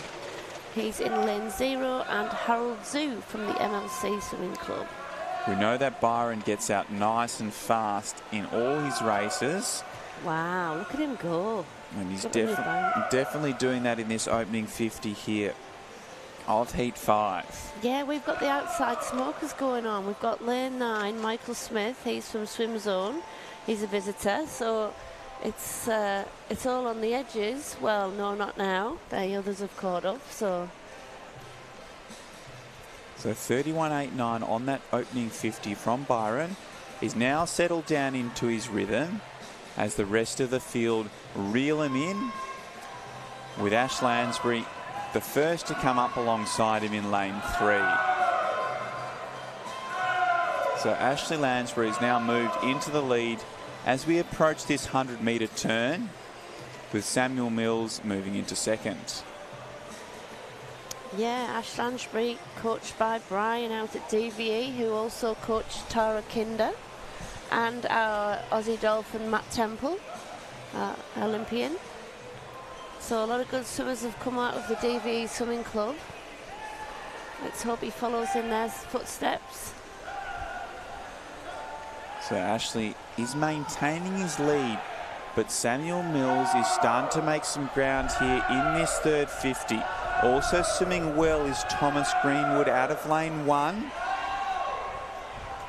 and Nathan Nye in lane 6. They're all moved within a body length and a half of our leader Ashley Lansbury as we head to this 150-metre turn. Yeah, you can make up so much ground on this breaststroke turn. But it looks like Ashley's going to hang on. He looks like he's toughing it out. He had the best of the turns of the field there, so he re-established his lead. And now the other boys are going to have to chase him down in the swimming portion of this last lap. But it doesn't look like it is going to be enough. Ashley, strong throughout this race. He's maintained his length of stroke, and he's going to power into the wall and take out Heat 5 of the men's 200-metre breaststroke in a nice time of 2:32.25.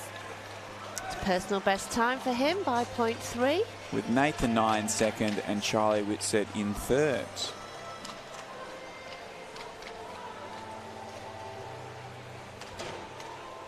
You've swum a bit of breaststroke yourself, haven't you, Nick? I have. I can't say 200 breaststroke was my favourite event. but you do have to do it. Yeah, you do. I mean, it does make your 100 much better. So you do have to do them, but yeah, like mine with the 200 fly, there's no getting around it. The event picks you sometimes, doesn't it? Exactly. That's why really important through the development stage that you do give all the events a good crack, because you never know which event that you will end up being good at. As we now move on to Heat 6 here of our men's 200 breaststroke at our 2025 Mattioli Victorian Open Long Course Championships. A really strong start from Hugh Cran down in lane 9, and he leads through the first 25 metres. Yes, the fastest time in this heat is lane 4, Lachlan Bull, and Lachlan is only 12 years of age. So it's a bit of an experience as a young athlete coming up into these Open Championships, where traditionally Lachlan has been used to being one of the fastest ones in his age group. Absolutely. Now obviously he's swimming in Heat 6 of 7 with a number of older athletes. Yeah. Although this heat contains all teenagers, it is definitely a different experience for Lachlan that he'll learn and progress here. And out of lane 2, Damien Lang off to a nice strong start. He's taken over from Hugh, who is our leader through that first 25 metres, and those two are well clear of the rest of the field here as they go to the 100-metre turn together, with Damien leading through in a 1:11.15. Hugh in second, and Exon moving into third. Yeah, Lachlan being younger might try and come through in this second 100. He probably does have pretty good endurance, I would think. But it looks like it's really Damien Lane and still Hugh Cran. You would hope that Damien wouldn't lose such a big lead. Yeah, so Damien, nice strong third 50 there, 40.25, challenging to keep it under that 40-second barrier, which is obviously something that he's probably trying to strive towards. Our M1 swimmer out of lane 2. He's starting to get a little bit short in this last 50 as he tries to increase his rate. The race behind him is tightening up, so Damien has control of this heat, but it is anyone's race for second place, with Hugh, our early leader, trying to hold on against a charge from Nuttawading that is coming everywhere in multiple lanes, but it will all be Damien in Heat 6 as he takes it out in a 2:33.97. And that Nuttawading charge does just get over Hugh in the last 5 metres. Zixin Jan there, 14 years of age, from the Nuttawading Swim Club, takes out second. With Lachlan Bull, a strong second half to that race to come through for third. As we're now moving along to our 7th and final heat of our men's 200-metre breaststroke.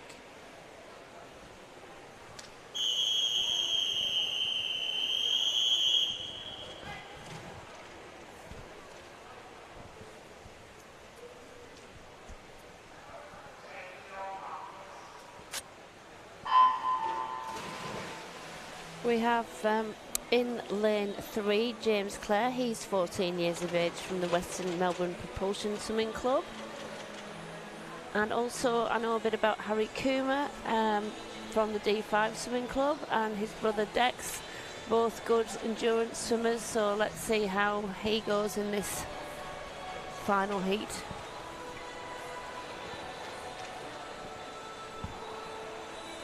So it's nice and even here through this opening 50 here of Heat 7. And it will be Jack who leads just ahead of Andre, with Patrick Forster in third. Yeah, nice turn there from the two boys in the blue caps, Swimland and Camberwell Grammar.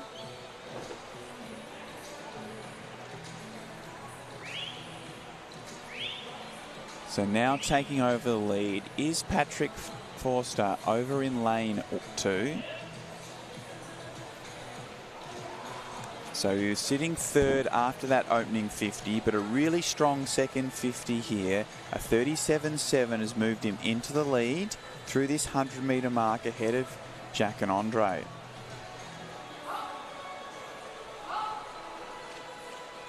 We'll have to look out for Andre Telarico from the Nunawading Swimming Club. After those boys in the previous heat charged down that last 50, it might be the race plan they've been practicing, because he does look like he's coming through now. But it is all Patrick out in the lead. So Patrick has led from about the 75-metre mark of this race. Again, 38.8 on that 50 there. So a nice, strong swim. That's a great 50. The others were only going about 40, weren't they, up that third 50? So if you can hold it down this last 50, he's on for a big personal best. He had an entry time of 2:37.5. If you can hold it together on this last 50. He looks like he is doing, doesn't he? Look at that. And you know, I like to see the fact that he's getting his head down between his arms really quickly. A bit of Adam Peaty. He does that. And using that momentum to help drive him forward off those legs and onto that next stroke. And a really good swim there from Patrick. 2:30.94 to take out our 7th and final heat of our men's 200-metre breaststroke here at the 2025 Mattioli Victorian Open Long Course Championship.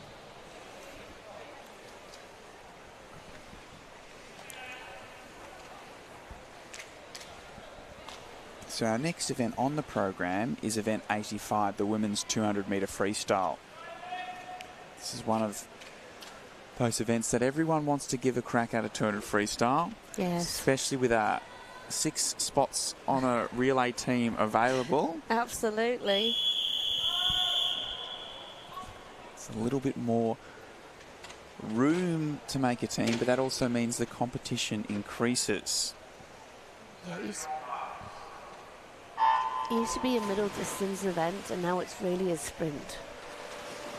And it is our Irish Olympian, Victoria Catterson, who leads through that first 15 metres. So a bit more close to home for you there. Yes, that's right, just across the Irish Sea, actually. But I'm on the other side of England.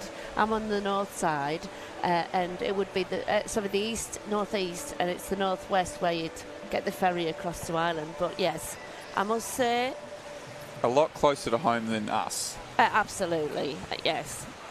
But I tell you what, you know, that Irish team has really come on in the last. John Rudd, who is their performance director, has really brought Ireland along. They've got some fantastic swimmers and a lot of good young swimmers. So, yeah, and here's one of them here. So we know Victoria is at the moment training in Queensland with Richard Scarce at the TSS Aquatic Club for a couple of months. Leading through this first 100 under the minute is Ines Miller in 59.60. So really strong opening 100 there from Ines. Yes, Ines looks very good, and yeah, I think it'll be a battle between these two. But you've got to say, lane 7, Sienna Shepherd, she's going to be third, but really charging home. Absolutely masterclass Ines Miller there.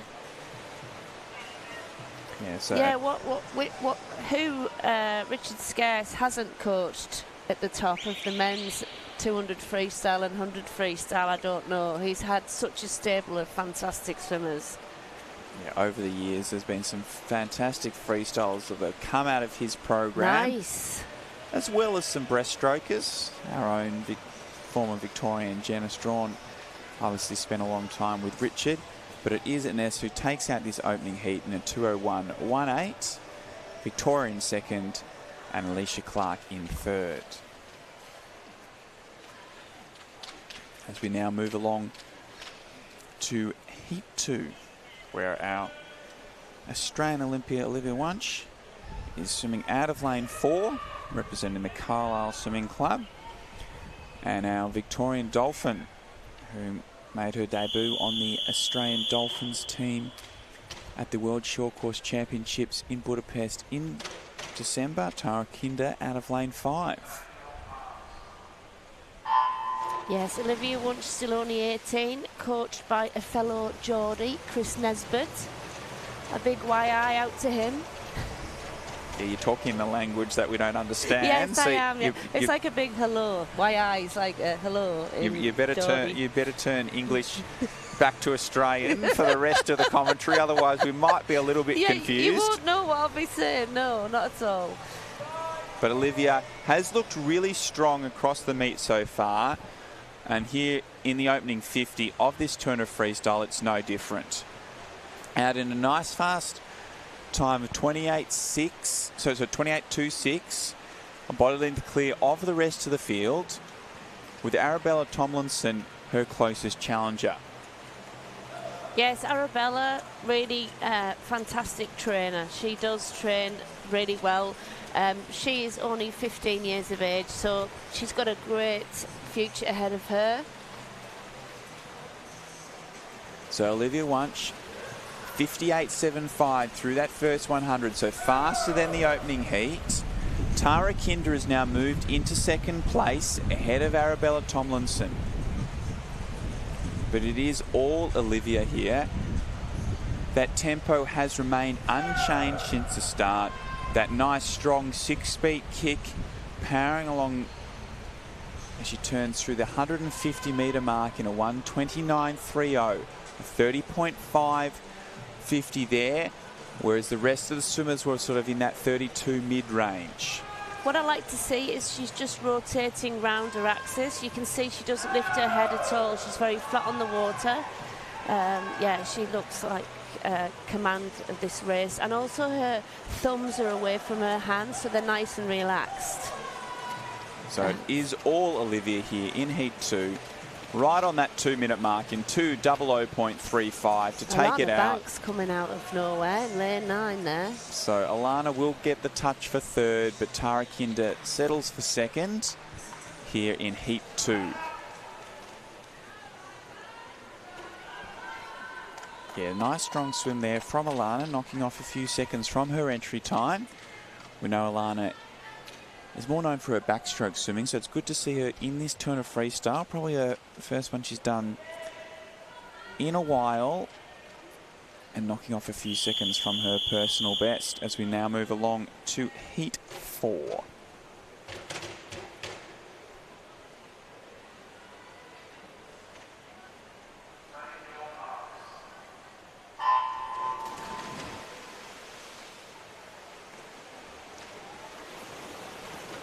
So Abby Carney in lane 5 does lead through the first 25 metres. We know Abby likes to come home nice and strong in all her races, so hopefully she can take this speed out nicely and put together a good strong swim.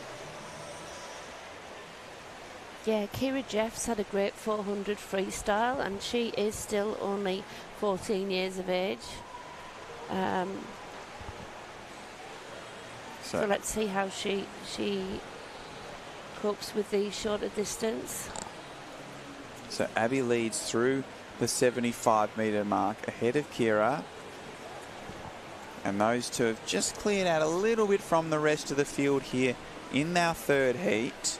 Abby's looking really smooth. She's another one that technique doesn't change throughout her 200, and she turns through in a 1:00.71. 31.8 on this 50. So the challenge on this third 50 will be to see if she can keep it as close to that mark of that 31.8 as possible, because we know on that last 50 she always finds something in reserve. Yeah, great skills there from Abby. You can see that she has the class of her turns, and her underwater work is probably the best in this field. So 32.2 on that 50, so about 0.3 of a second slower than that second 50. We'll see what she's got here in this last 50 as she's in control of this third heat. She certainly is, but Kira Jeffs isn't giving away anything. She's really fighting back on this last 50. We've got lane 1, Lucy Doyle.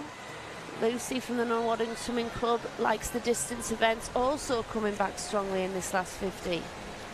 But it is all Abby Carney out in front, comfortably taking the heat out in a 2:05.83. Kira Jeffson second, with Lucy Dawley in third.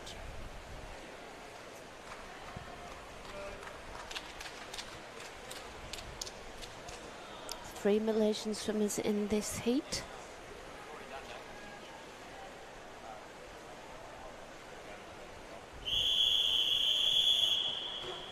They've sent a good contingent of swimmers over here to compete at that 2025 Mattioli Victorian Open Long Course Championship. Yeah, last night I think they had quite a good swim in the men's relay team, I saw. And our Malaysian viewers will be watching us on our Swimming Victoria YouTube channel, which is available across the world. We're also streaming live on KO within Australia as Heat 4 make their way to the 50-metre turn. And it will be Jennifer Lane who leads through in a 29.59.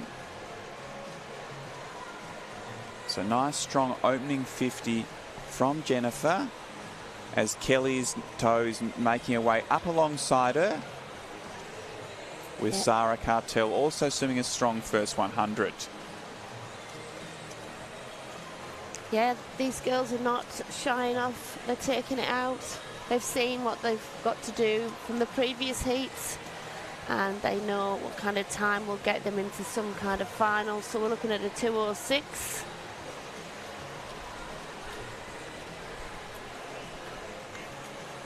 Looking good there. Jennifer Lane from the Cheltenham Swimming Club, coached by Kelly Stubbins, who was a fantastic 200 freestyler herself.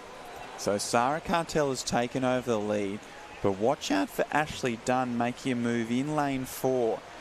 So the Caulfield teammates have now moved into first and second here at this 150-metre turn. Yeah, Ashley Dunn's a great trainer. Like, she really does train hard. And, yeah, she had a fantastic 100 backstroke yesterday. So I think having times like that and know that you're consistently doing great times gives you that confidence to really, you know, push. So Sarah has maintained her lead, but Ashley Dunn is coming really strong in this last 15 metres. So the teammates are going to go underneath the flags together, stroke for stroke here in Heat 4. And it will be Sarah Cartel who holds on by 0.1 of a second over her teammate in a 2:10.26.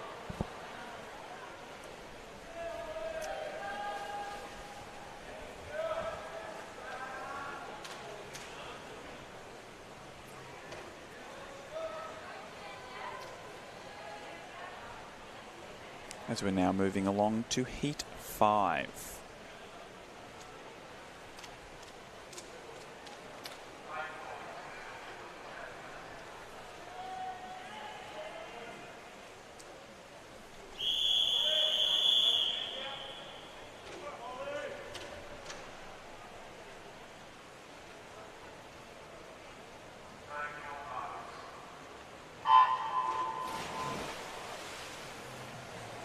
We have a few swimmers missing from this final heat. It's good to see a great start from Holly Winkles out in lane 1. She is from the Non-Wadding Swimming Club. Usually is more known for her 50, so it's good to see her competing in this 200 freestyle. So in the centre of the pool, it's Abby Harrington. And in lane 8, it's Nicole Briscoe, who are going to lead through in this opening 50. So our Geelong swimmer in lane 8 does turn first in a 30.11. And she's continued to hold that lead out of the turn, making sure she's really working those legs here in this second 50. Yeah, Nicole also had a fantastic country championships. The thing is that they swim race after race after race at the country championships because it's only over 3 days, and literally she will have raced herself into fitness for this 200 freestyle from that competition up in Mildura. So she does lead at the 100 in a 103.23. Sione Kinzet is now moved into second place, with Abby Harrington maintaining a hold of third place in the centre of the pool. Yeah, Abby Harrington has such a still head position, which you really need in good freestyle swimming. You can see she's looking down when her head comes back from her breathing. You can see she's looking down at the bottom of the pool and not forward. And she did have the fastest third 50, dropping a 32.7 to move into the lead there and start to pull away from the rest of the field here in heat 5 of 9 of our women's 200-metre freestyle. Yeah, Holly's holding on there in lane 1. I think she might just take second place, or it could be Nicole Briscoe hanging on there. Nice. Some personal best times there, girls. Well done. Yeah, 2:09.93. That's a couple of seconds off. Dropping under that 2:10 mark for the first time there for Abby Harrington as she takes out heat 5, as we now look towards heat 6.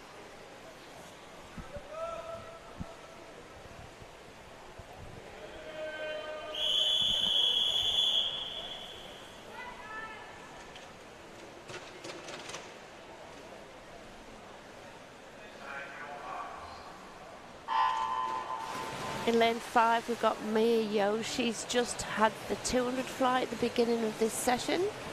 So this will either be a race to flush out that lactic acid, or, you know, she's going to use it to back up that 200 fly she did. She is the fastest 200 fly from the Victorians.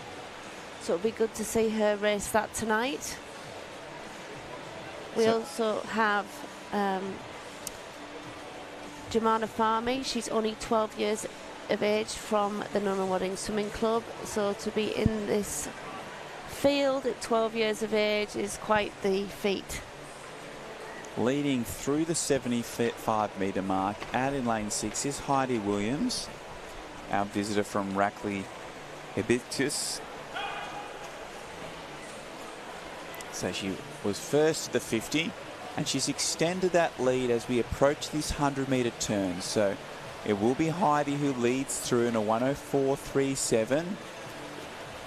Sienna Santonlin has now moved into second place, with our youngster Henrietta Wong into third. Yeah, to get under that 210, you've got to be well under the 105. So 104.97 and 104.37, you would have to really negative split, or, you know, it's very hard to come back and get under the 110 if you're not under that 105. These girls doing a great job coming down this last 50. So Heidi Williams did lead through at that 150-metre turn, but Sienna has now taken over the lead with 35 metres left to swim. Also moving up right alongside her is her teammate from MLC, Henrietta Wong.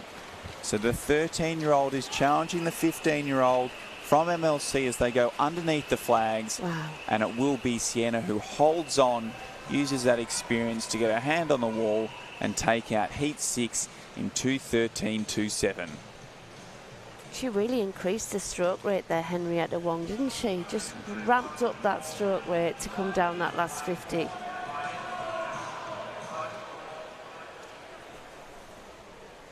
So we're now moving along to heat 7.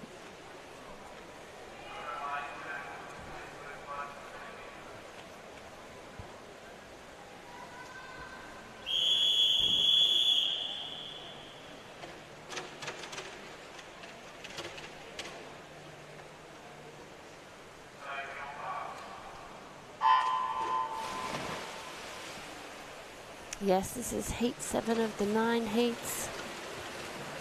A lot of these girls have already done the 200 butterfly, including Abby Mesher in lane 6 from Caulfield Aquatics. But in this opening 50, it's in lane 9, Bella Murchie from MLC Aquatics. Saw her teammates in the previous heat, and she set out to a nice strong speed in this opening 50 and will lead through just ahead of Gemma Holt. No, they turn pretty much together. Gemma 1/100th of a second ahead of Bella Murchie through that 50 metre mark, and it does look like Jenna has gone on with it in this second 50 and pulled out to almost a body length lead over Bella, who's sitting a body length clear of the rest of the field. Yeah, looking very strong there, both girls. Gemma Holt, though, yeah, she turns in a 1:03.01. That's a great first 100. And she looks very aerobically strong. She looks like she could just keep going and going, doesn't she, at the moment? So easily the fastest second 50 in the field at that 33.0. Her legs are kicking nice and strongly. That turnover's nice and high. And she's making her way down towards this final turn. The race for second is starting to tighten up with Emily Doyle, Olivia Toe and Bella Murchie going head-to-head over this side of the pool, but not to be discounted also is Charlotte Ritzik in lane 1. But out in front, it is all Gemma Holt here in Heat 7 of our women's 200 freestyle. Started off nice and strongly. She's been able to maintain that rhythm. Stroke rate has remained nice and high, and she's kept that strong 6-speed kick going throughout this 200 freestyle. Yes, she certainly has. She went for it at first in the 100, and she has maintained that momentum right through to the end for a 2:10.82. Emily Doyle taking out second, 2:15.44, and third Charlotte Ristig, like you said, came through in a 2:16.97. It's a really big drop there from Gemma Holt from her entry time, taking off almost 5 seconds as we're moving along to Heat 8.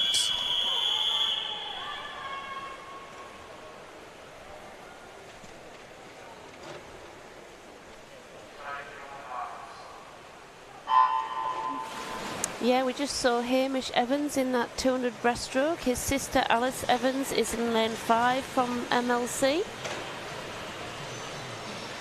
But taking it out in lane 4 is Madeline Wilson from Swim Zone. Nice rangy stroke. She's not rushing at all.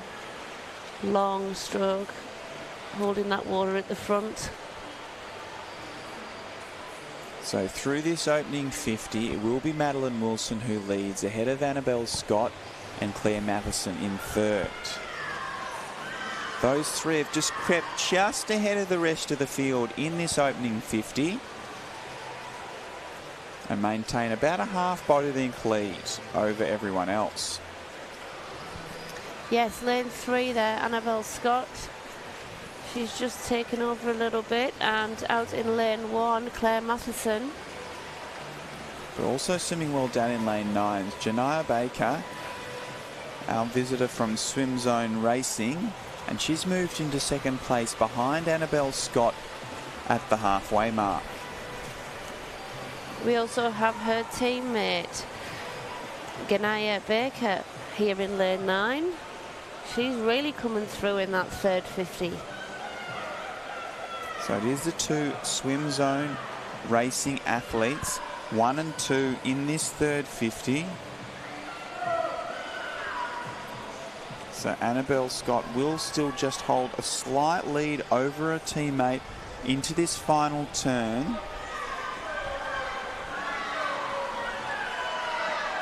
But not give it up. Lane 1, Claire Matheson coming right back.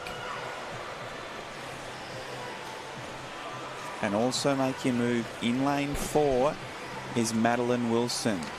So Madeline Wilson is trying to come right up alongside our early leaders, but it will be Janiyah down in lane 9 who takes this heat out. No, Annabelle Scott just got the touch by 1/100th of a second there in Heat 8 of our women's 200 metre freestyle.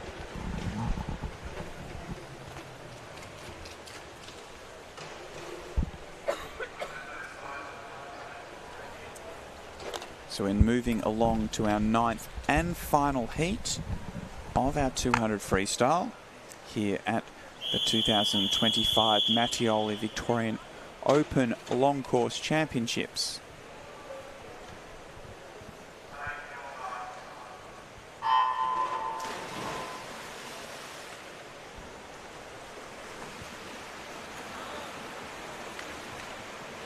Excellent start there from Celeste Cheng from the Norda Wadding Swimming Club. Yeah, strong underwaters and really good breakout. So she carried that underwater speed through the surface of the water and is used to pull out just a small advantage over the rest of the field through this first 50, where she turns in a 30.45. Zoe Jennings in second and Joanne Lowe in third.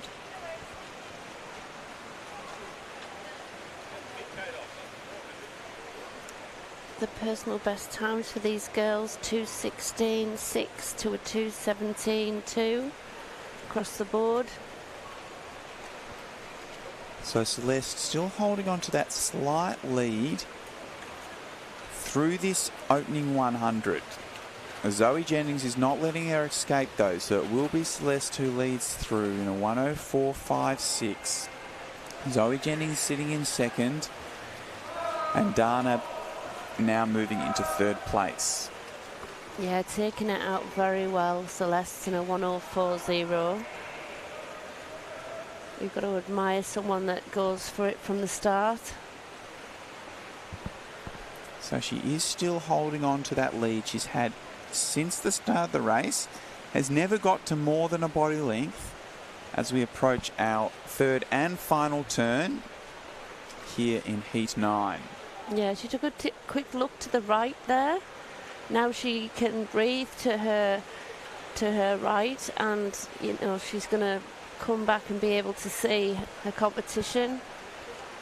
Lots of people usually in freestyle breathe to the same side now. It used to be bilateral breathing to both sides every 3 strokes, but that's gone out of fashion, so it's breathing to the same side now. So Celeste got the early lead and held on to it all the way through to take out our 9th and final heat of 200 metre freestyle in a 2:15.07.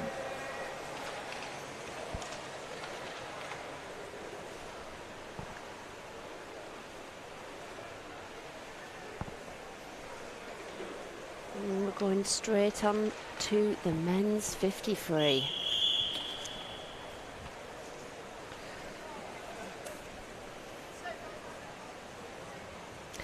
We've got Jessie Gorman from St Andrews.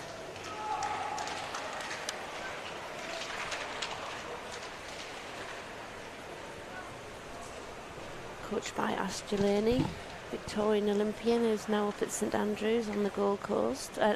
Sorry, the Sunshine Coast.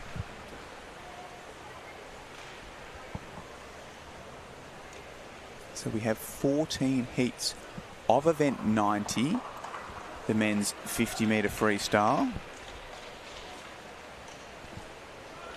Our Victorian record was set back in 2013 by Matthew Targett at a 21.92, with the all-comers record set back in 2007 by Benjamin Wildman Tobreen at the World Championships that were held at Rod Laver Arena.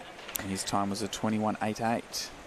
I got here that year from England, 2007, and I came and watched the World Championships. It was my first swim meet here in Australia. So you've been here 20 years and we still can't understand you. Yes, exactly. Yes, I can't lose the accent. In fact, you want to hear me when I get off the phone to my parents. You wouldn't understand a word. So it will be hotly contested, the men's 50 freestyle, with spots in both the A and B final up for grabs. So fastest 10 into that A final, then next fastest 10 into the B final for tonight's final, which will be broadcast live here on KO across Australia and Swimming Victoria's YouTube channel around the world from 6:15.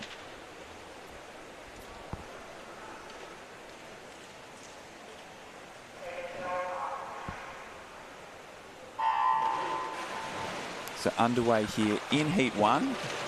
Oh, up first as well. Lane 4, Jesse Gorman. You've got to say that was a fantastic start. Sometimes you can't spend too long underwater. And he has pulled away from the rest of the field here in this opening heat.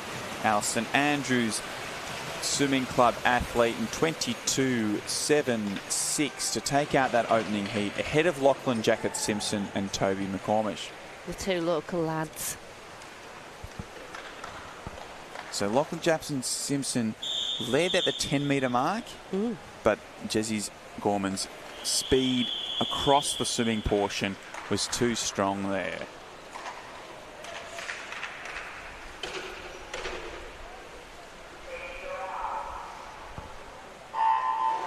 Yeah, we've got Ash Nichols in lane 1. Bright Star, only 18 years of age. But in the centre of the pool, it is Jamie Anderson who's leading through the 25-metre mark, just ahead of Matthew Wilson in lane 3, who's better known for his breaststroke events, but giving the freestyle a crack here, the former world record holder in the 200 breaststroke. But it will be Jamie Anderson who takes out Heat 2 in 23.05, ahead of Matthew Wilson. So that's a good thing for the younger swimmers to learn. Even if you're a world record holder or former world record holder in an event, don't be afraid to try a new one. That's right.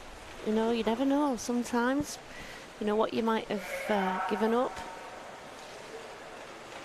And I think we all secretly dream that we were good at 50 freestyle. Yes, I think, yeah. You know, when you're a distance swimmer, you think to yourself, yeah, I'd love to do the 50. So we're now moving along to Heat 3.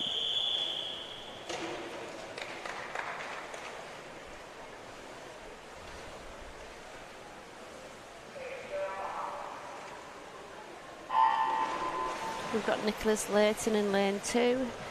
He's also a multi-class swimmer. Been working on his start. It's the World Championships next year for the deaf, and it's in Los Angeles, so we'll be building up for that. But look at lane 5. We have visitor Harry Clowns. Yeah, really strong swim there from Harry. Popped up in the lead, held it throughout. Xander Coates in second and Christopher Elson in third.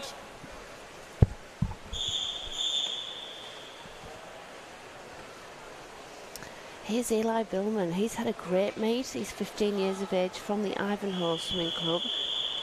So he set a Victorian age record in the 50 butterfly yesterday. We'll see how he goes here in this freestyle version of the 50-metre event. Look at that. What a fantastic start. And right up against that lane line. Can you see between lane 4 and lane 5 how much wash is coming over that lane line? Those big bodies. But it does look like lane 4, Thor Morgensen from Denmark.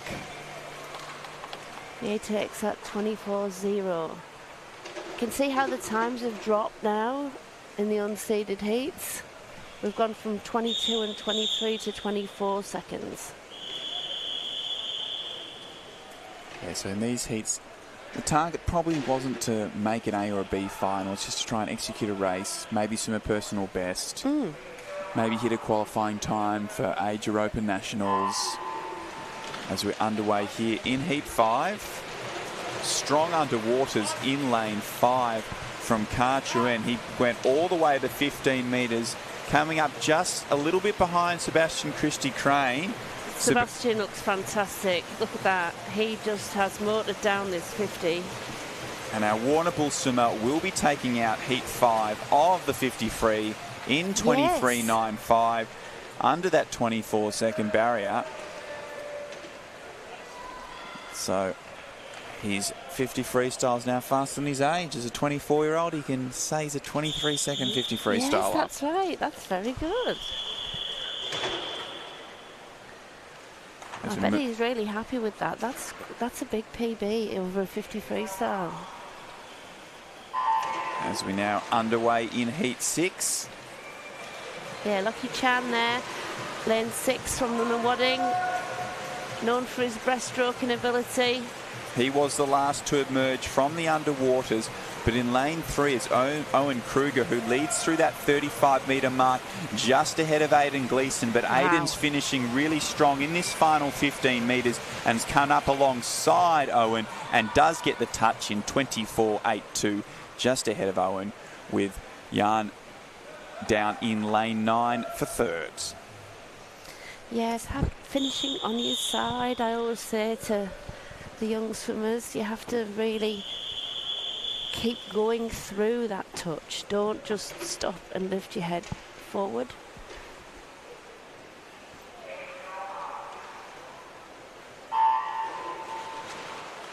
It's a little bit gappy, this heat, so it looks like it'll be pairs of guys racing each other, won't it? And it is in lane 9. Harvey Lark, who leads at that 25-metre mark, just ahead of that battle in lane 5 and 6 between Liam and our visitor from...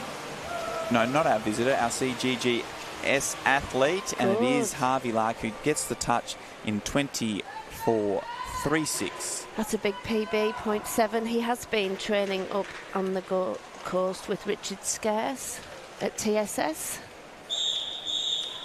And as I said, Richard Scarce has had a plethora of Olympic and world champions.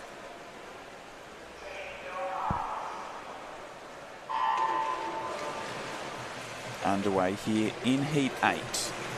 Still got a lot of visitors. People have come a long way to come and swim at this marvellous facility in Melbourne, MSAC. This lane 0 looks pretty good, and then also lane 3, Jen Sonang. Yeah, Jen Sonang takes that out from the Nunawading Swimming Club. Even though it says visitor, he's swimming for Nunawading.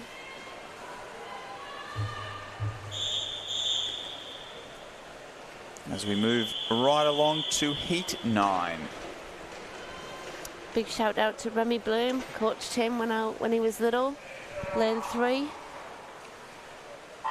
Testament to someone who didn't have not great success as a youngster, but now is here at the Open Championship. So, you know, you just stick at swimming.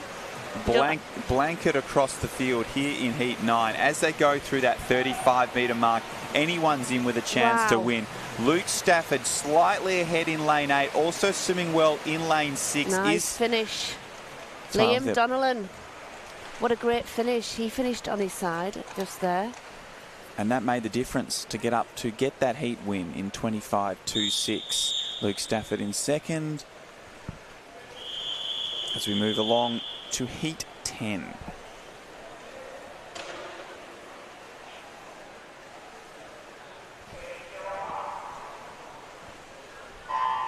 Lane 0 and 1, Joshua Spiteri and Hunter Mace from the Essendon District Aquatics, so they're teammates. So we do have Sam Williamson swimming his breaststroke here. Ooh. Against the freestylers. He may have been the first to 15, but the freestylers have taken over, and it is the centre of the pool. Andy Martinoff, who's going it is freestyle. He's going to take it out in a 24.99. Oh, yeah, not quite being able to get into that 26 point that he did the other day. I think he was going for a bit of a... What is the world record? 25. Is it? Would that be Adam Peaty? I believe it's Adam Peaty in the 50 breast, if my memory is correct, but it's definitely 25 point. Yeah.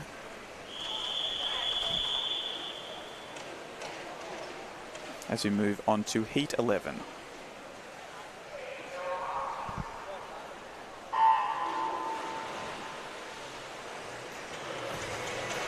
Up and going there. The first one was Nick Wilson in lane 1. Nick from M1. And he's held that lead through the 25-metre mark. But now swimming really well down in lane 8 is Hamish Langman, and Hamish has taken over the lead comfortably as he comes underneath the flags to take out heat 11 in 25.08 ahead of Alfie Graves and Enrico Villiers.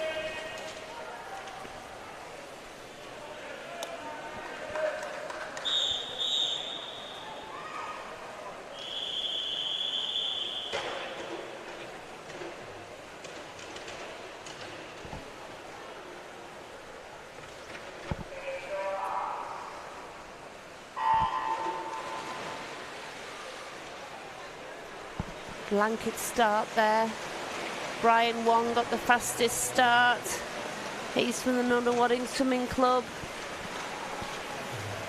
And he's holding on with lane 0 next to him, but coming through in lane 4 we've got Lemuel Junasara. He's also from Nunawading. And watch out down in lane 8. Austin Roberts does get the touch in 25.55. Really strong last 15 metres there. Country lad. From Austin. Got in the win there in our 12th heat of the men's 50-metre freestyle as we move along to heat 13.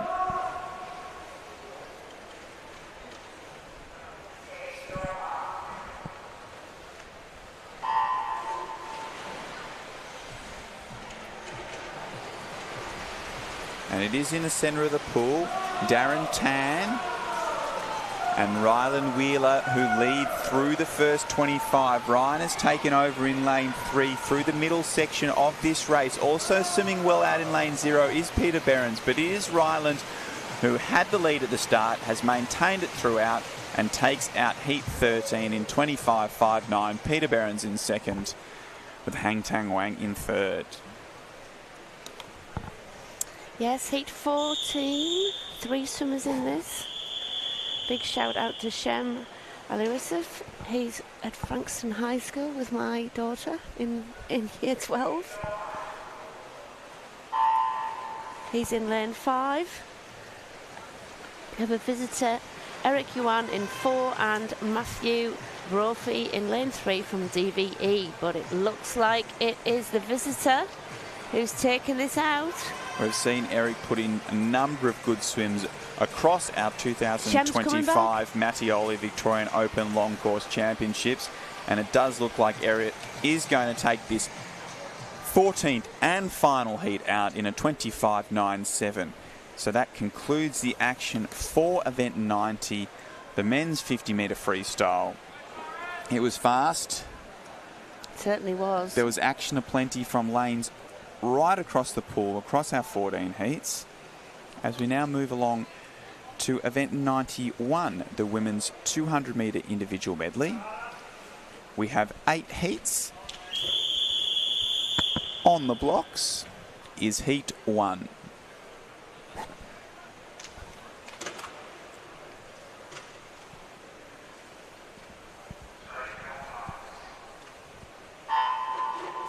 Yeah, we've got a star-studded heat here. We've got Lily Kosh swimming that fantastic 200 breaststroke. We've got Isa Boyd. She's from Nunawading and competed at the World Cup this year. We've got Isabel Ray from Albury. She is a fantastic 100 breaststroker, one of the stars in the making.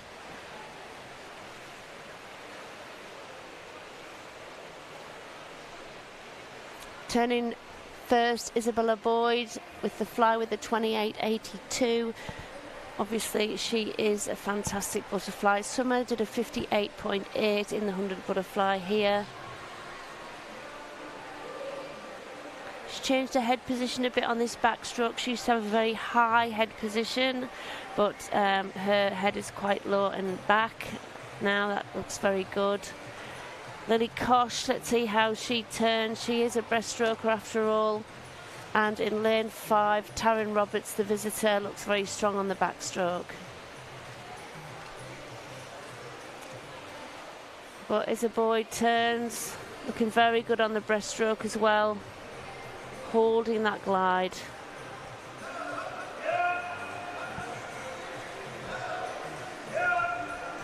.25 to go of this breaststroke leg. pushing on though. Lily Kosh is coming through. She's just taking a bit of a lead over Isabella Ray from Albury. Both girls breaststrokers, both young. But Isabella Boyd turns. She has a fantastic freestyle. I don't think she's going to worry about the others in the race. She'll be swimming her own race to get into this final tonight and to really push it then. Yeah, Hey, Kalia, how are you? I'm good, thank you, Sam. Nice to see you. Yep, back on again. As I was just saying, she comes into this race, into this particular heat, about 7 seconds lead on the rest of the field, and that's about where she's going to be onto the touch there, 2:16.93. Still close between these girls on the outside, our visitors, but it will be Isabel Ray who gets her hand on the wall second, 2:23.49, and Taryn Roberts in third, 2:23.54. Yeah, Isabella Boyd looking very fit, very ready for this competition. Tara Kinder not in this heat. We have seen Tara across the last few days. Very stacked program, and she's already had a few races here this morning, so she'll be opting to come back and swim those ones again tonight in the finals. So just sitting this one out. Yeah, it's very hard when you're very talented as she is and multi-event to really choose sometimes what you want to do, what might be the best event to do.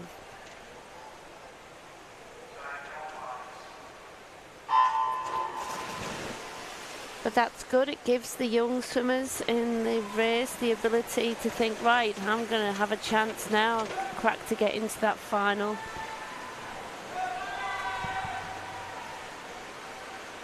So you see Bella Zhang making the most of that opportunity. She now becomes the fastest qualifier in this heat. She's taking it out nicely in the butterfly. Going along with her out in lane 8 is Manama Fuz, the Melton Swimming Club. She'll turn in second. We had 3 girls going under that 30-second barrier down the first 50. Great turn from Dakota Mathers. I think you used to coach Dakota at one point, didn't you? No?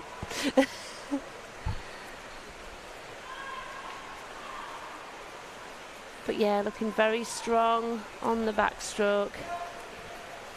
Dakota's a really nice longer distance swimmer. We'll see her really lifting that breaststroke leg as well. So expect the second half to be strong from Dakota. So a few of those girls now starting to close the gap. Mana still sitting in second to Bella, but Dakota moving into that third place spot, and Bridie Quayle in lane 6. She's pushed herself up into fourth.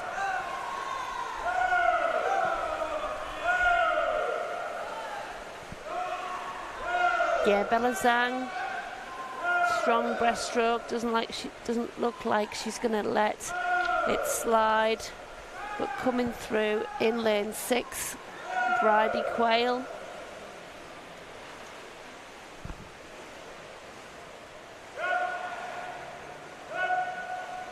Looking very comfortable. I think for second place though, we've got quite a few people. Michaela Larkin from the Cheltenham Swimming Club. With those positions in finals up for grabs, it's going to be a race down this final 50. Bella Zhang is not going to be caught from this point. She's only got 20 metres left to swim and about 7 metres lead on Dakota and Bridie. We're going side by side. Dakota just slightly ahead, but breathing away. So still that opportunity in the last 5 metres as Bella Zhang touches the wall. 2:20.76. That will be Dakota in second, 2:26.56. And then Bridie in third, 2:27.10.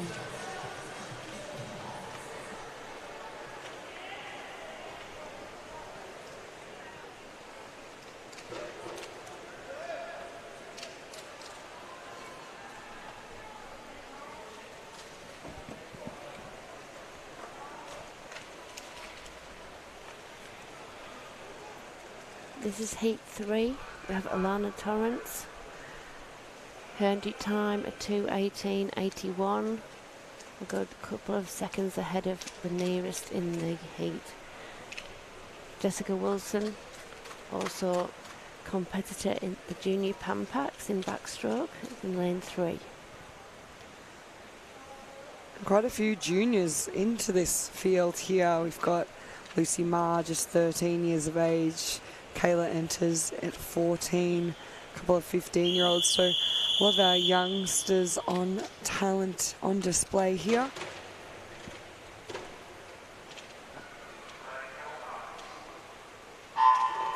Yeah, I've got to say, I'm looking forward to seeing Lucy Ma's breaststroke. I always love to see her swim her breaststroke. It's a beautiful technique she has. Looking good on the fly too. But it is in lane 4, Alana Torrance showing her class from the same club. Alana is from MLC also. Got a few MLC swimmers. Stella Salamone from MLC as well.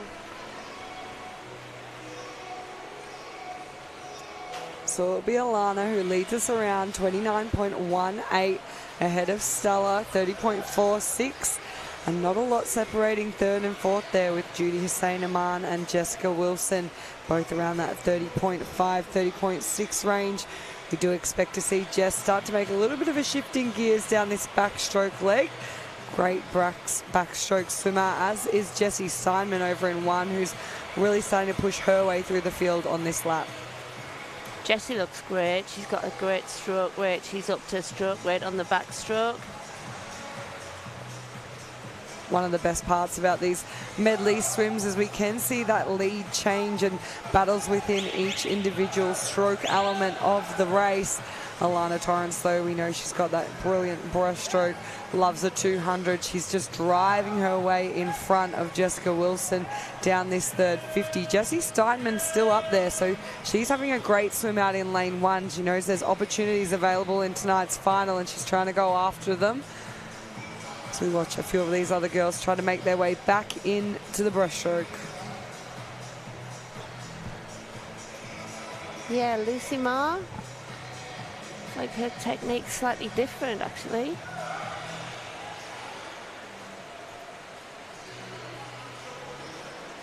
Looking very comfortable, Alana Torrance coming down this final 50. Breathing very low, which means she's not wasting any time or energy in lifting her head or turning around too far. Yeah, a really strong swim from Alana in the heats this morning. She's going to take out this one in a 2:20.40. That race firmly on for the freestyle to touch there. And it will be Jess Wilson sneaking in for second. 2:28.02 in front of Riley Cardo. 2:28.40. Just 3 100ths between her and Grace Dobie. 2:28.43. And there ends our seeded heats. We have heat 4 of 8 next.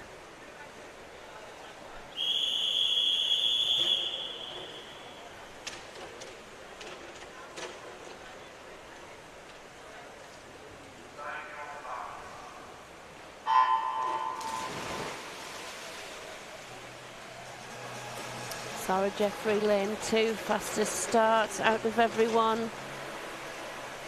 She is a fantastic butterfly swimmer.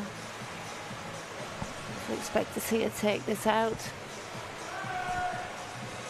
Yeah, Zara really great at that 100-meter butterfly, so she's getting off quickly with that speed in the first 50. Going out with her over in lane 9 is Caitlin Ord, so she's going to hit the wall first in a 30.81.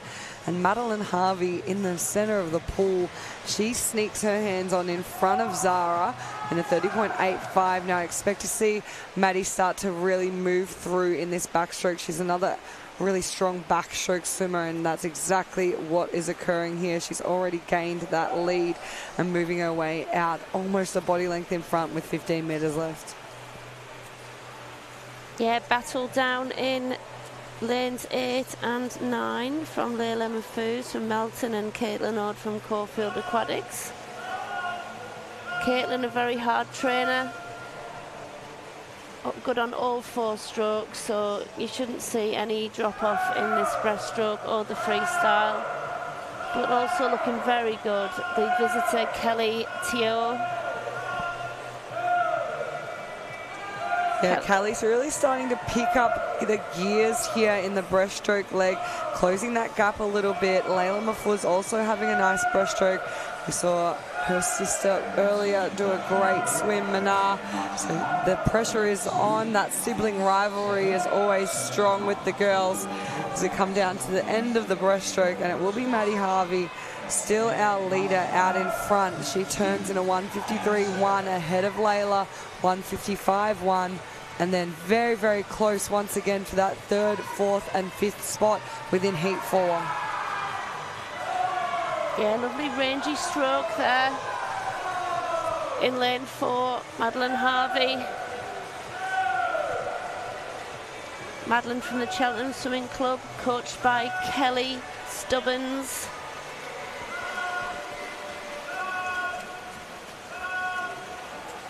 One of our most successful female coaches in Victoria. And well done, Maddie, taking that out in a 2:28.72. Second, Layla Mahfouz, and 3rd, Kelly Teo.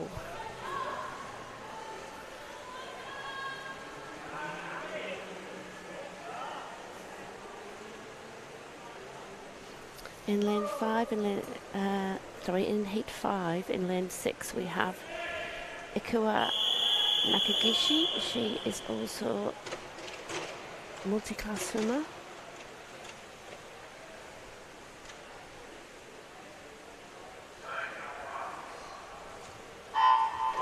Yeah, so you will have seen on the start there, Ikuha had that light, so she's an SM15 swimmer, deaf or hearing impaired athlete. A lot of those guys coming over internationally to race this year, as we've got the World Championships for our Deaf Olympics there.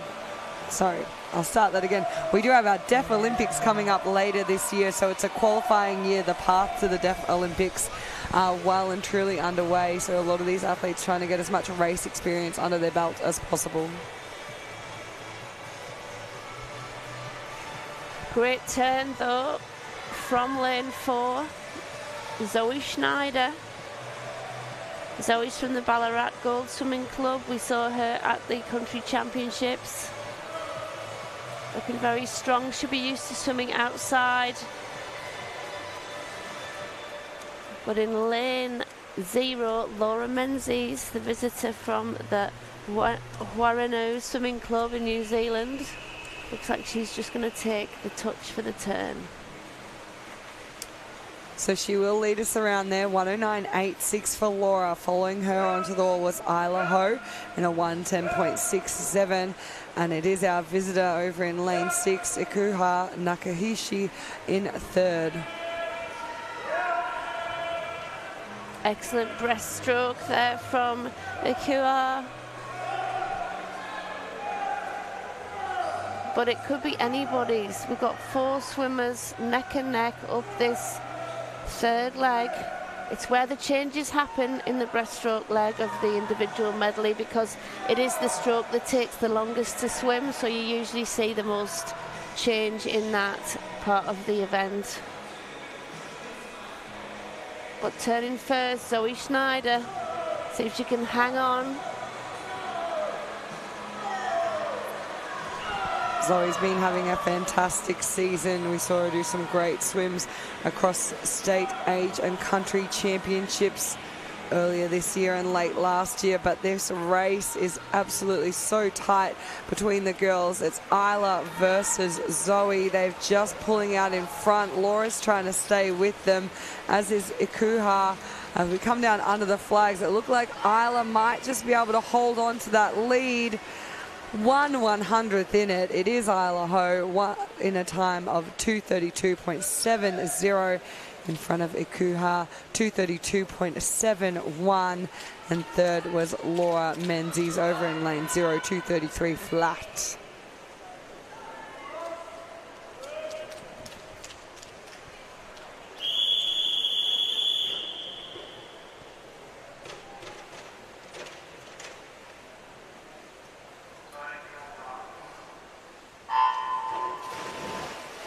In lane 5 we have Kimberly Chen, only 12 years of age, from the Melbourne Swimming Club. But off like a rocket in lane 6, Sarah Provley from Geelong Swimming Club. Sarah has an excellent backstroke and breaststroke, so you can imagine that getting out for this fly, she will hold on to that lead.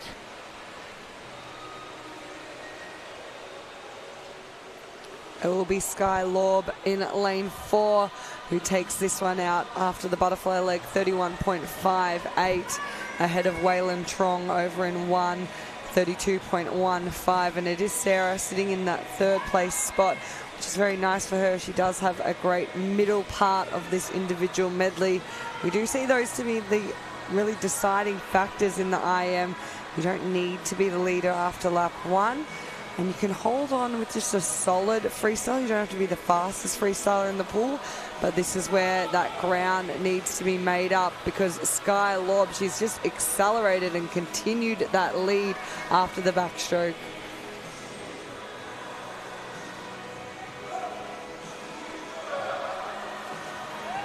Yeah, you can see Sarah coming through now. Looks like she probably will be neck and neck when it comes to the touch. We're just starting to see a few of these girls bring this race a lot tighter in the breaststroke. Waylon Trong still doing a great job out in lane 1. Coming up alongside her is Vera Zeng and Kira Bell. Brilliant third lap from Sarah. She'll take the lead in front of Sky, and Waylon holds on to third as we come into our final 50, the freestyle. Yeah, these girls would have raced each other, so Sarah probably will have raced Sky Lorb at Countries. But Aaron Tenabell at Geelong, the coach, doing a great job with all the swimmers out there, and it doesn't look like Sarah is going to give up this race away at all.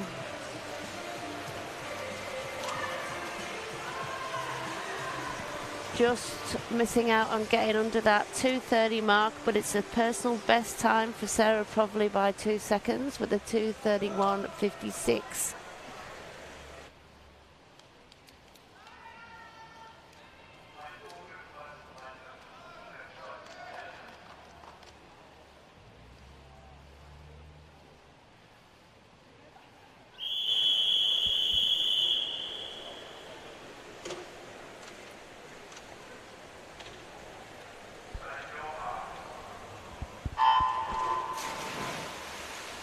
We move along now to heat 7 of 8 of our women's 200 metre individual medley at the 2025 Victorian Mattioli Long Course Championships.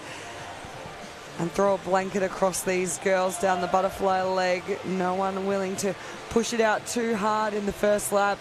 3 more to come.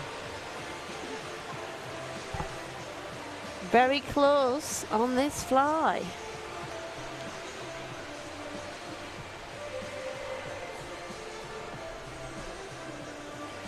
Megan Lee will turn in first. Not far behind, though, was Zoe Jennings. Another one of those Geelong swimmers having a great race so far this morning. Yes, they're not afraid of taking it out. They obviously know that they've done the work and therefore can take it out and hang on.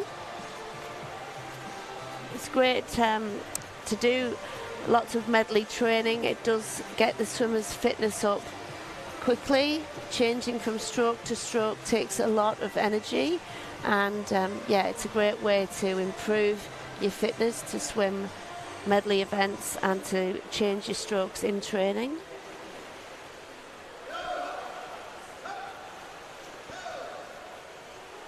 And we've certainly produced a lot of great medley swimmers down here in Victoria. As the girls in the breaststroke on that far side of the pool. Megan Lee still in the lead, trying to fight away from the girls who are coming at her quickly. Salia White in lane 3, making up a lot of ground down this breaststroke, as is GUCO.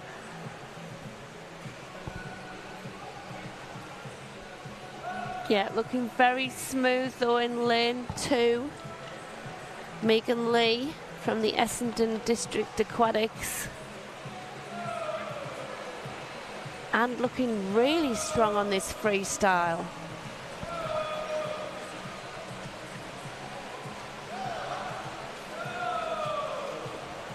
Maisie Graves over in lane 6, trying to do everything in her power to catch up to Megan Lee, who's led from start to end here. I don't think she's going to have enough left in the tank.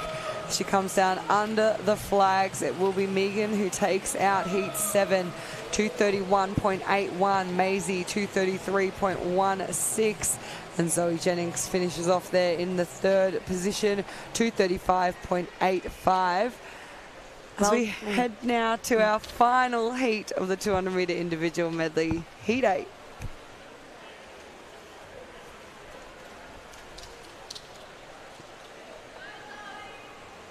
Yeah, that was a great PB there from Megan Lee. 4 seconds, 13 years of age.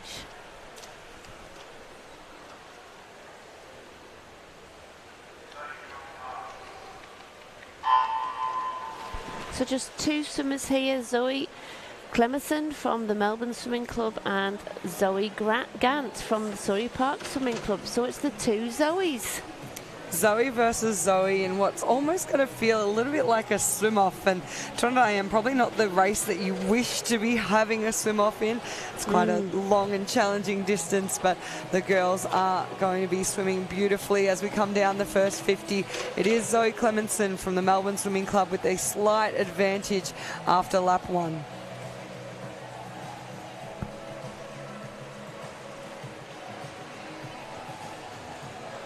Well, it's neck and neck. There's nothing in it, 0.7 of a second. Both girls having nice clean entries on their backstroke. Not splashy. Slightly faster stroke rate from Zoe Gant. Yeah, you can see she's just pushing her way in front of Zoe Clemenson. As we're coming down into this turn here, Zoe looks like she's also just picked up her rate a bit. So we really do like to see that, particularly from our younger swimmers. If you can speed up into those turns and not lose too much of that momentum. She comes up first off the underwater in the breaststroke. It is Zoe Clemenson going in behind but coming out in front as Zoe Gant is just lunging forward that little bit more through this breaststroke lap. Yeah, 2 entirely different looking techniques here from the girls, but there's still nothing in it. Coming up slightly higher, Zoe Gant. There's many different ways to swim breaststroke. It is the most diverse of technical strokes. But yeah, gliding in nicely into that turn, just finishing on a full stroke. Zoe Gant looks like she is taking that lead. She looks very comfortable looking over to her right. Zoe Clemerson still giving it her all, looking for a personal best time. We need to get under 2:36. It will be very close. Nice PB there from Zoe Gant. And strong finish from Zoe Clemenson. Well done, the Zoes. Some great work from our girls in the 200-metre individual medley as we double the distance now into event 92. This is the men's 400-metre individual medley. Our fastest heat will be swum as a time final this evening, and we have 2 timed finals to go through this morning. This is our second one up first.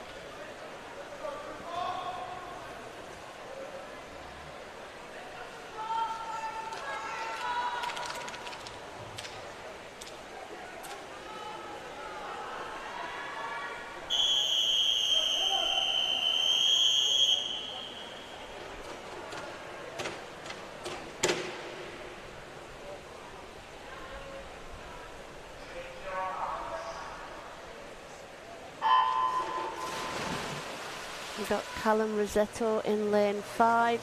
He's not afraid of taking out a race or two. He's always doing the 200 freestyle, 400 free, 800 free, 1500. So he's got the endurance. Certainly some well-known names racing across the weekend. This race, a lot of strategy involved, the 400 IM. You really want to conserve as much energy as possible with that easy speed in the butterfly. Going out very quickly over in lane 1 was our visitor Logan Kay, turning in a 28.4, and a lot of action from that side with Oscar Campbell turning in a second alongside him. Yeah, you've got to be very confident of your fitness to be able to take it out this hard in the 100 fly. So you have to know that you've been, you know, attending all your sessions, making sure you're doing your endurance work.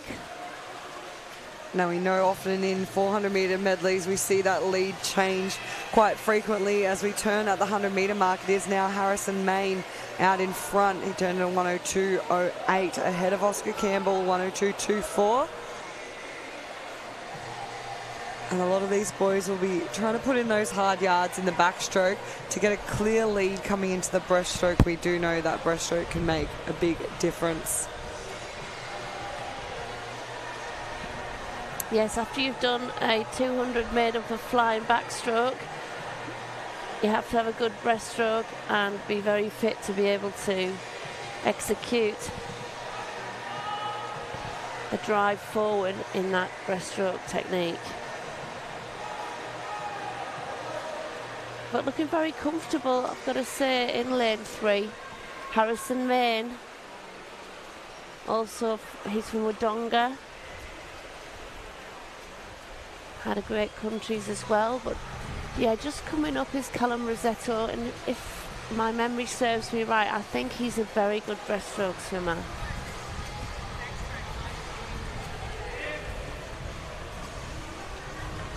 So the boys still very even on that underwater as they come up. Callum looks like he's just starting to push his way in front. Hugh Cutton over in lane 7's having a nice breaststroke leg as well. Every now and again you can just see him almost look slightly to his right to check out where Callum Rosetto's sitting in this race and see if he's making up a little bit of ground.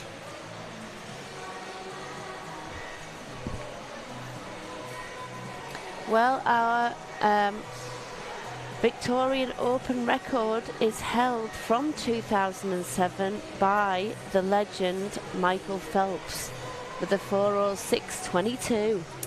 I think that's going to be quite a challenging one for any of our athletes to get close to, particularly this morning. Some of our boys tonight we do have returning in the finals at 4:23s.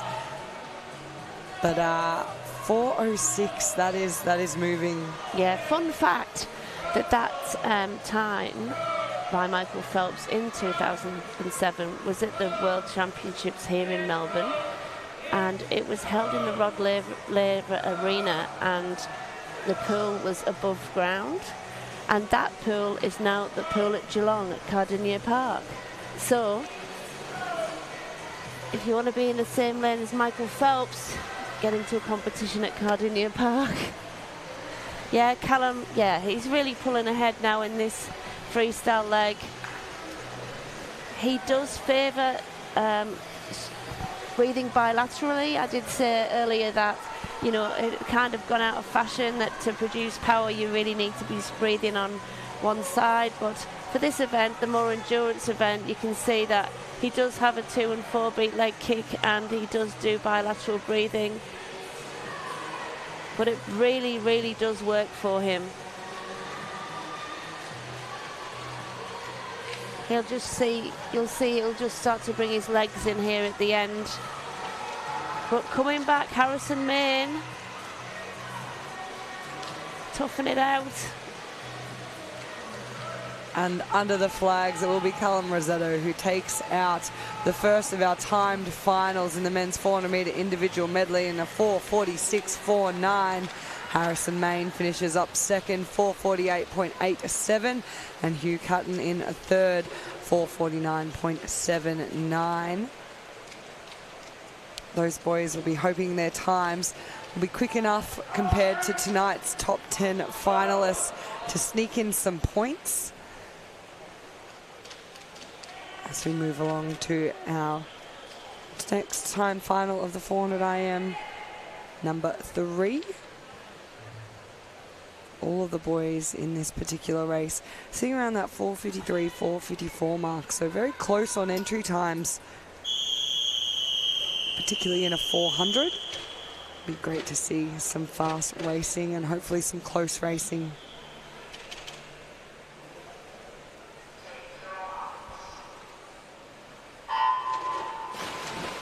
Here we have in lane 7 Hamish Evans again after competing in that 200 breaststroke. He's also tackling the 400 IM.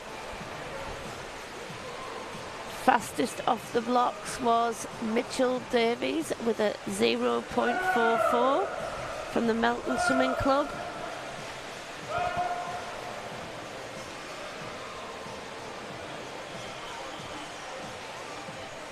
And once again, it's lane 1, Ashley Lansbury. Ashley is 15 years old from the DVE Swimming Club with a 4:56.88 personal best time. And it's quite a young field in this heat too. So the oldest athletes are only 17 years of age. So we have that range from 14 in Harry McCraw and Leon Vidal over in lane 0 through to our 17-year-olds.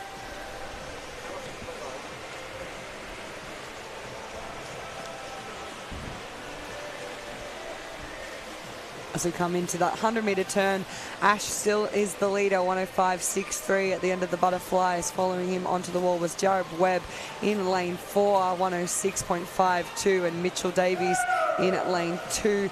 He's turned in third. I know a few of the boys in this particular race are very, very good breaststrokers, so we're going to see an exciting swim when we get to that breaststroke leg. Yeah, Scott Robinson there. He's got a lovely backstroke. He's from Cheltenham.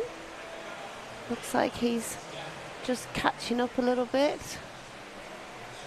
But it's still lane 1, Ashley Lansbury.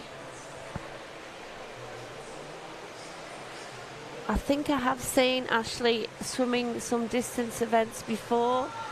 And if he is from DVE, he should have a good breaststroke. I'm just betting on that, but we'll see. Ash is a great breaststroker, really good sprint breaststroker actually. Usually in the 100 we see him do very, very well. We'll see what he can do in this 400 IM as we come down to the last 5 metres left in the backstroke. It is now Jared Webb who's taken over this lead, and he'll turn in a 2:24.05 ahead of Ashley Lansbury and Harry McCraw, who made his way up into the mix during that backstroke as well. Yeah, Jared from the Norwood Swimming Club in South Australia.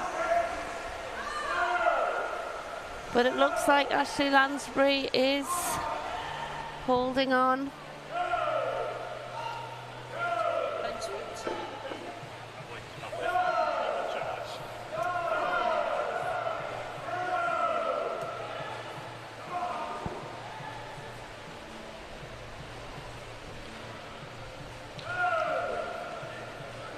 Welcome back, Nick.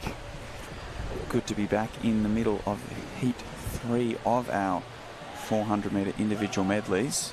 Well, it's neck and neck now between Jared Webb from the Norwood Swimming Club and Ashley Lansbury from DVE. Both have done very well on this breaststroke and have pulled away, but they've pulled away equally. So it's going to be down to 100 freestyle, which is no mean feat at the end of a 400 IM, believe me. I swam the 400 IM at the Commonwealth Games, and yeah, it's no mean feat, that final 100 freestyle. We'll look to see who can transition from this breaststroke into the freestyle and really come up and work those legs straight away. And Ash Lansbury does pop up, and those legs are working nice and strongly from the opening stroke, which is really important. He hasn't built his way into this freestyle. He's attacked it right from the outset. Oh, he looks confident, doesn't he? He knows he's put the work in, and he knows that he's been able to turn and go for it. Anyone with a leg kick like that at the start of the freestyle leg. He knows he's done the work. So he's extended his lead ever so slightly over Jared Webb with 50 metres to go here in our third of our time finals in the men's 400-metre individual medley. And hats off to all these boys in this heat 3 of 3 to be tackling the 400 IM. That's brave. You never know where your best event's going to come from. And yeah, lovely finish here though from lane 6, Scott Robinson from Cheltenham. He has played a blinder and come through for third in that last, getting under that 5-minute mark. Always a barrier. Well done. It was closing up in that battle for first, but Ashley did do enough to just hold on over Jared. And that concludes our action for event 92. As now we're going to move along to event 93, the women's 50-metre backstroke. Yeah, we have Olympian Iona Anderson, Olympic medalist. She's in that medley relay, in the 100 backstroke of the women's medley relay. So she is an Olympic medalist. And she's going to be in our opening heat. We have 10 heats of our women's 50 breaststroke.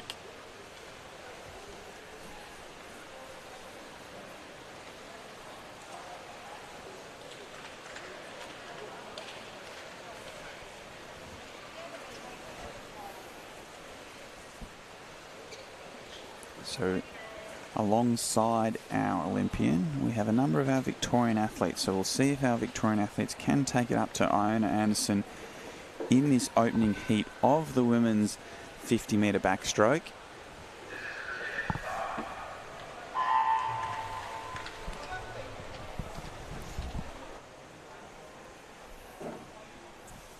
So heat 1 are starting to get ready behind the blocks here for our women's 50 backstroke. Iona Anderson in the centre of the pool, surrounded by Victorians on either side of her.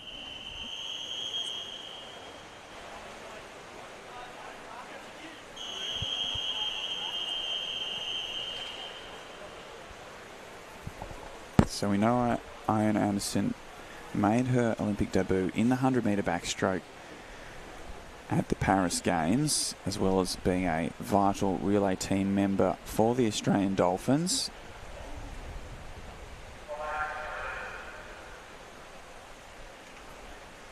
There is that little bit of talk about the possibility of having these 50-metre events in the form strokes at one of the upcoming Olympics. So I know a lot of athletes are really working on these sprint events, hoping that they might see them in the Games shortly. So underway here in heat 1, and right from the start is Iona Anderson, who is going to pop up in the lead right at that 15-metre mark, ahead of Sasha Jones. So she's leading through that 25-metre mark. She's got half a body length on Sasha and continues to extend to that nice high stroke rate, looking relaxed, looking smooth, looking powerful. And she is going to take out our opening heat of the women's 50 backstroke in a nice time of 28.46. Sasha Jones finishing in second and Sienna Shepherd in third.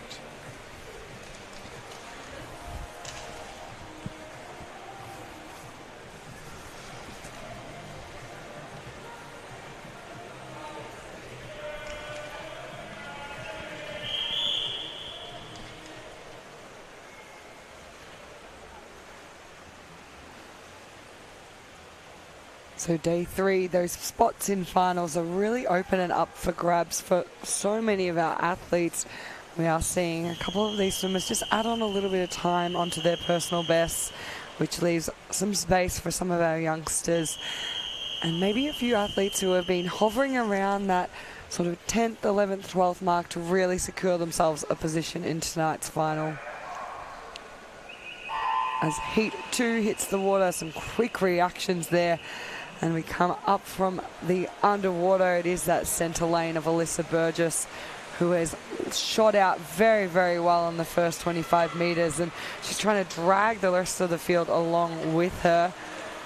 Sitting on her hip is Semra Olawani and a Lily Kosh. They are very, very close with Zara Reynolds in 6th. Trying to come up alongside Semra here. She's finishing this lap very, very well. But it will be Alyssa who takes it out in a 29.50. Semra in 2nd, 30.11. And Zara in 3rd, 30.49. Great swim there from the 15-year-old. Yeah, really strong swim from our country athlete as we now move along to heat 3.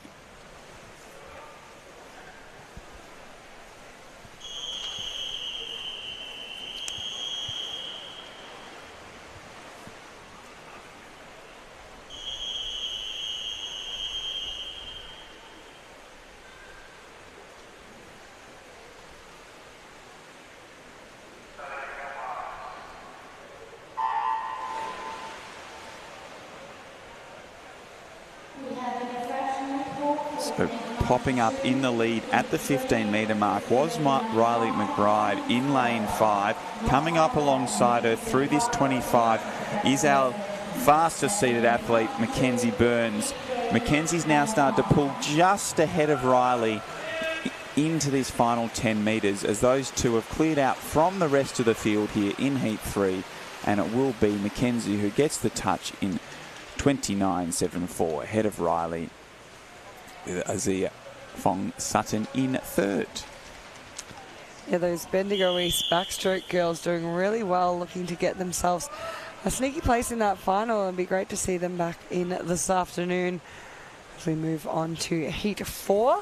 So away from those circle seeded heats. All the girls in the field here now sitting around that 31.1 to 31.5 range.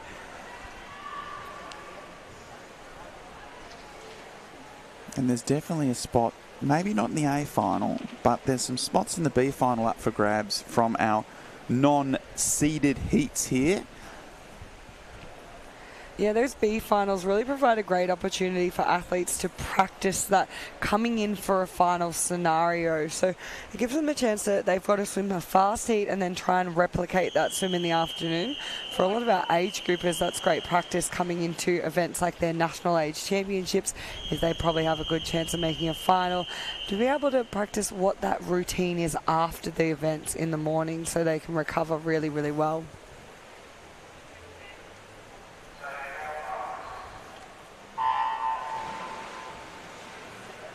Indy Sports, it got off the start very, very fast there, but it was Jordan Barnwell under the water who really did the work. And they are our leader at the halfway mark. Starting to push through now, Melissa Sharp in 4, as is Laura Menzies. She had a great swim earlier in the IM. She's come right up alongside Jordan as she comes out under the flags. It looks like Laura might take this one out. She gets the finish there, 31.06. Jordan Barnwell in 2nd, 31.38. And 3rd goes to Ashley Dunn in the 31.63. As we're now going to move along to heat 5. Marks the halfway point in our women's 50-metre backstroke here at the 2025 Mattioli Victorian Open Long Course Championships. It is day 3 of competition, and we've seen some fast swimming across the past 2 days, and today is no exception.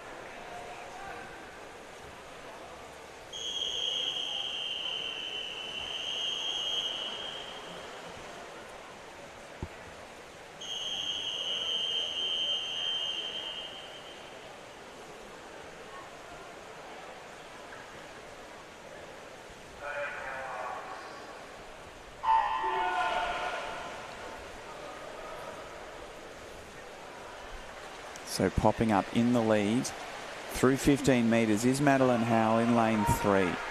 So Madeline does lead and maintains that lead through 25, just over the rest of the field who are tightly bunched behind her. But it is all Madeline here in heat 5.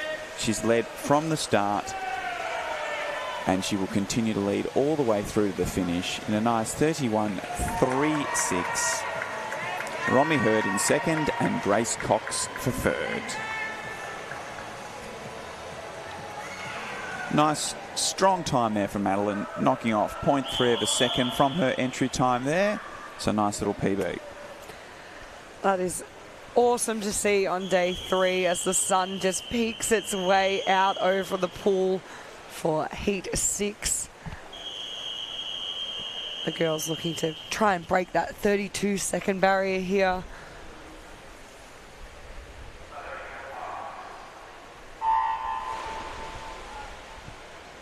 And away they go. Really nice start from Zoe Clementson out in lane 9. We've seen some really good skills showcased from those outside lanes early on in this competition, but that field is really starting to tighten up. There is a perfectly straight line across the centre of the pool going on here as we see Georgie Skinner just start to push her way up. Zoe's still having a fantastic swim out in lane 9. It's going to be close between the two of them onto the finish, and Georgie Skinner just sneaks on first, 32.36, Zoe 32.50 in second, and it was Claire Matheson who finished in third at a 32.76.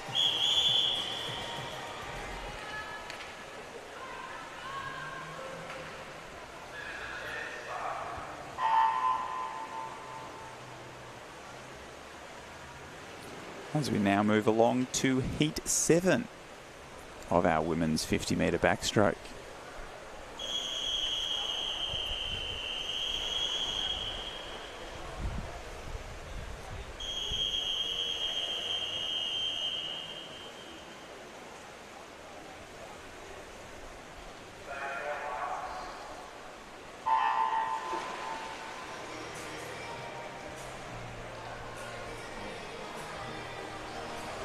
So in the centre of the pool, Aria Wentz from Surrey Park led as they emerged at the 15-metre mark. She continues to lead and has pulled clear of the field. So it will be Aria who will take out this 7th heat of the 50-metre backstroke in a nice time of 32.60.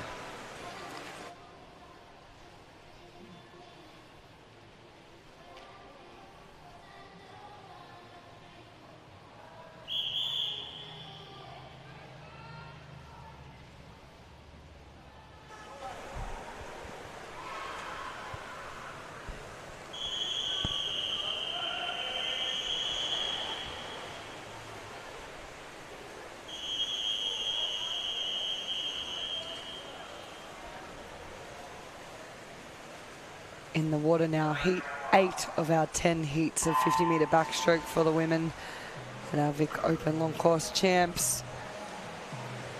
It's a very long underwater from Sienna Santolin and Bethany Forster, but it's worked well for those girls as they've come out in the lead. Really pushing through nicely is Madison Baker. That very high stroke rate, which we love to see in a 50-metre backstroke. Grip, don't slip, as we say. And coming down onto the finish, can Bethany hold it? Not quite. It will be Madison, 32.79 ahead of Bethany, 32.88, and Sienna in third, 33.02.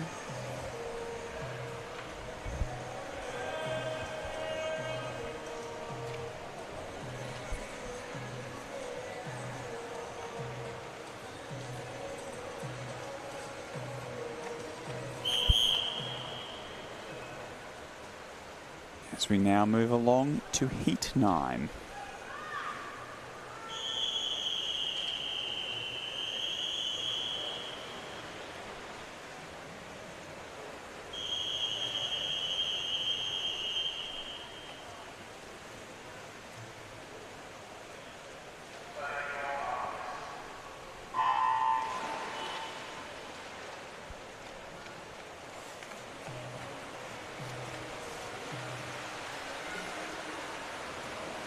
Nice even start across the field with Hannah Robinson in lane 9 from M1, leading through 25 metres.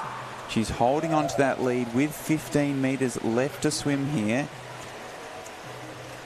Coming strongly is Madison Brown in 7. Hannah's trying to hold on. Madison's finishing very strongly. They go to the wall together, and it will be Hannah Robinson who gets the touch in 33.34, with Madison Brown in 2nd and Skylar Amby in 3rd.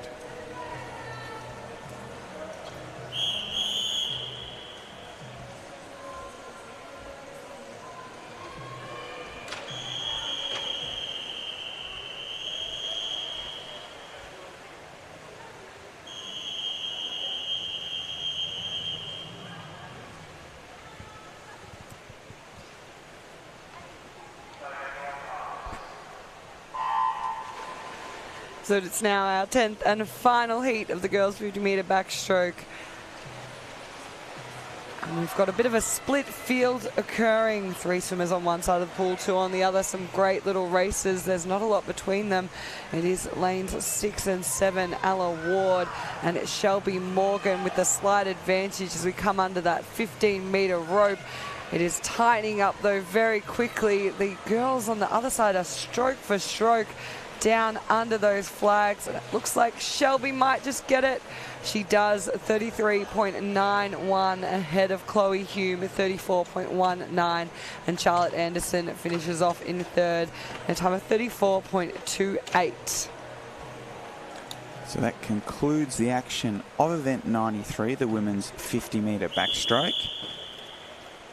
We're now going to move along to event 94, the men's 100-metre backstroke. Our Victorian record holder is on pool deck at the moment in this event, Ashley Delaney. Just not in a swimming capacity. No, he's coaching now. And he set that Victorian record in 2009 at a 53.10. The all-comers record set back in the 2007 World Champs that were held in Rod Laver Arena at a 52.98. So we have the first of our 100 backstroke heats for men. We've got 9 heats of event 94 today. So lots of our male athletes contesting the 100 backstroke. We saw a number of them earlier in the 100 butterfly. So a number of them backing up, but the numbers have been good for these 100-metre events on the 3rd day of our 2025 Mattioli Victorian Open Long Course Championships. I think what's really been impressive is usually by the time we get to day 3, you know, there's a bit of fatigue around, the atmosphere diminishes slightly, but we've actually had quite a good buzz considering the weather, I know, very Melbourne style. And also we haven't noticed a lot of athletes actually dropping out of races. We've still had very full fields. As heat 1 is in the water.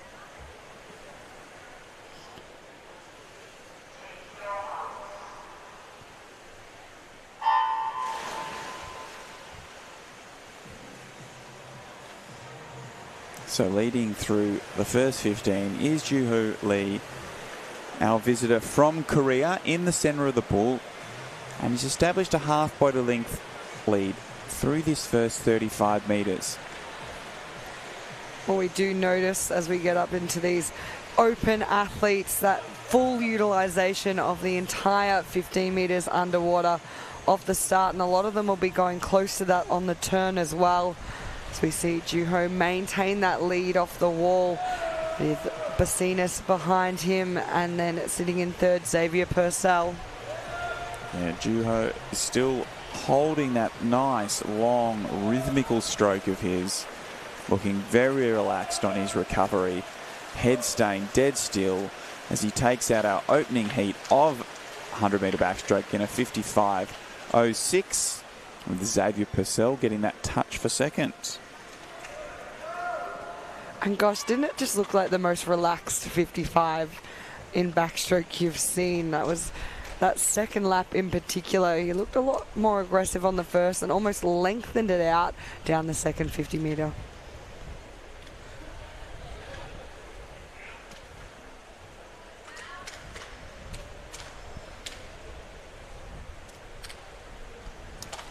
So with that entry time of 53.3. That 55.0 is a solid swim, but obviously he'll be looking for a little bit faster in the final tonight. Judging by how cruisy and relaxed that look, I imagine there's a fair bit more in the tank there as we move along to our second heat. And we've got quite a lot of visitors in this one. This is a race across the globe.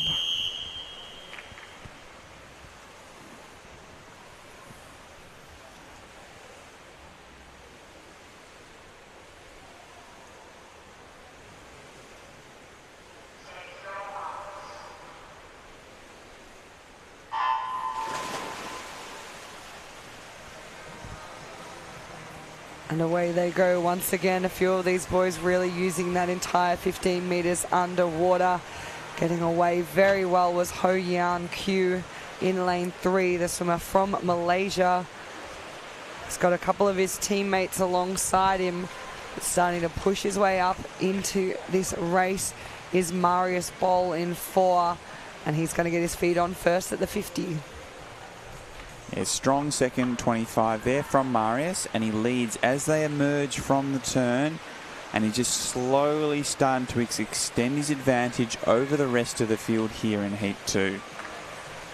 Nice high stroke rate in this second 50, has pulled him well clear of the rest of the field here in Heat 2, and it will be Marius who comes into touch and take our second heat out in a 56.40. With Thomas Prowland in second.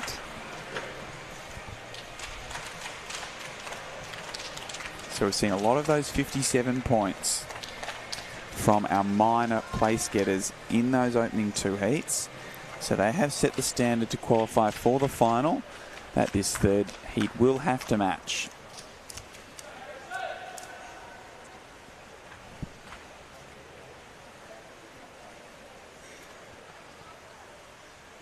Now, Nick, you're definitely my mathematician when it comes to working out who our top 10 are to make finals.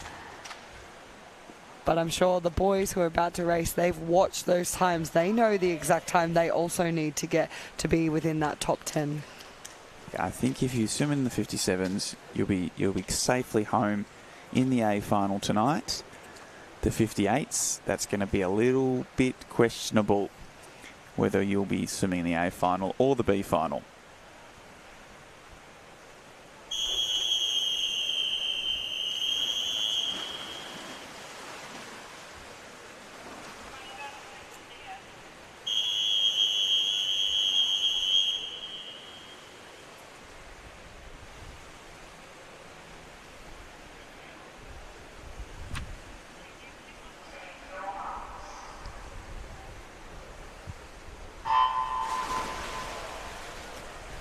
Underway here in Heat 3.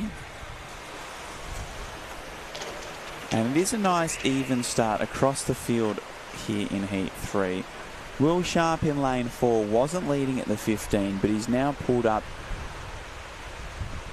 but swimming super strongly in this first 50 is Campbell Wilson Moran. So he didn't lead at that 15 metre mark, but he's really focused on that second 25 and has turned through first in a 27.53. He's had about a half body length lead on the rest of the field there at the turn. And coming down this third 25, it was Will Sharp who started to push his way up into competition alongside Campbell Wilson Moran. James Luina had a nice underwater, but it's not going to be enough to catch the man who really pushed through at that first 50. Campbell finishes in a 57.28, so he puts himself into that hot contention within that final tonight. Will Sharp onto the wall in the second, 57.76, and Adam Graham touches in third, 58.57. Nice strong swim there from Campbell. Take a little bit of time off his personal best to take that heat win out and give himself a place in tonight's A final.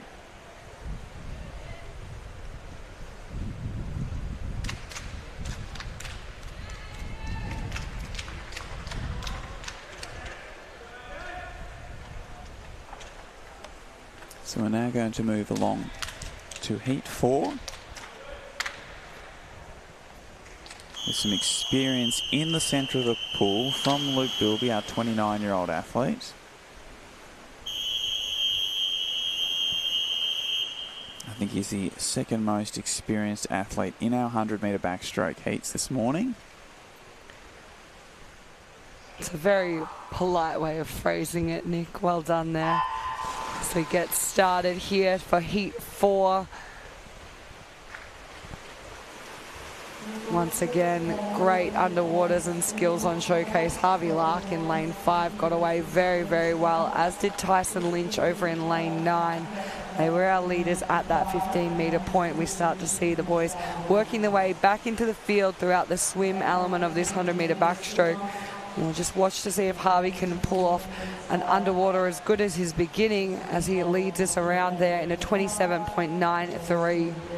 So now the challenge for Harvey is to see if he can come back under 30 seconds on this second 50. If he does, he's going to give himself a chance to swim in this A final tonight. Because if he'll drop into that 57-second range. So really strong opening 50. He's kept the tempo going nice and strong.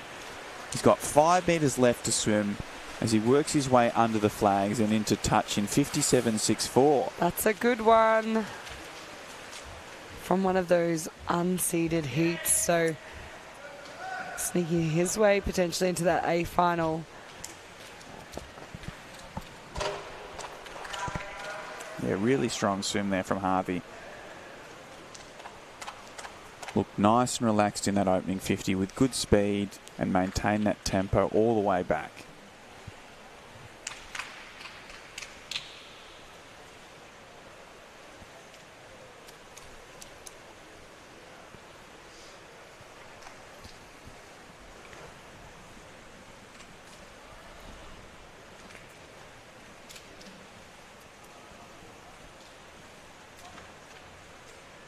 Our next heat will be heat 5 of 9. This is our second last race of the morning, second last event on the program of our heats. And then all of these guys who are coming back for finals tonight, they'll head home, get their recovery underway, and we'll see them again at 6 p.m. to kick off our final night of competition here at Melbourne Sports and Aquatic Centre at the 2025 Mattioli Victorian Open Long Course Championships.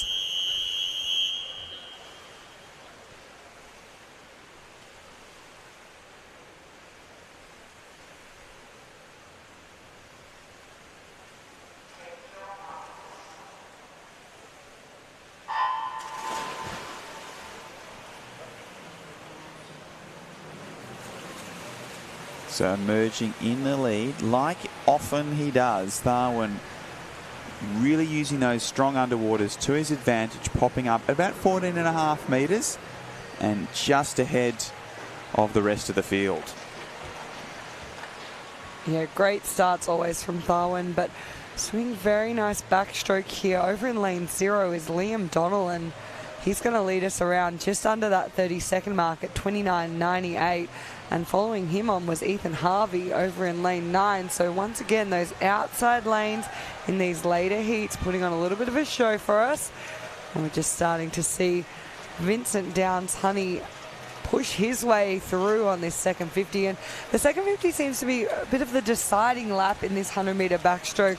A lot of the boys who are coming home the best and the strongest are really taking and claiming that lead as Vincent finishes off there in a 101.03 to take out heat 5.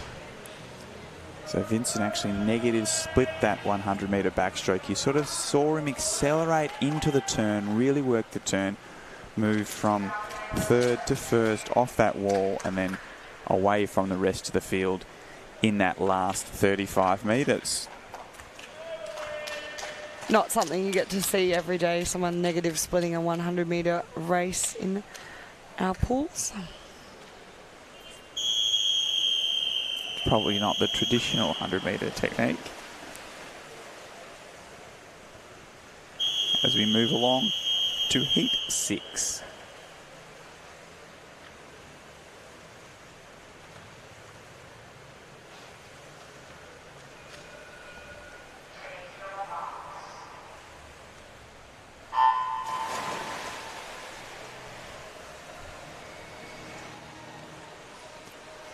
So through that first 15 metres is Lemwell who leads.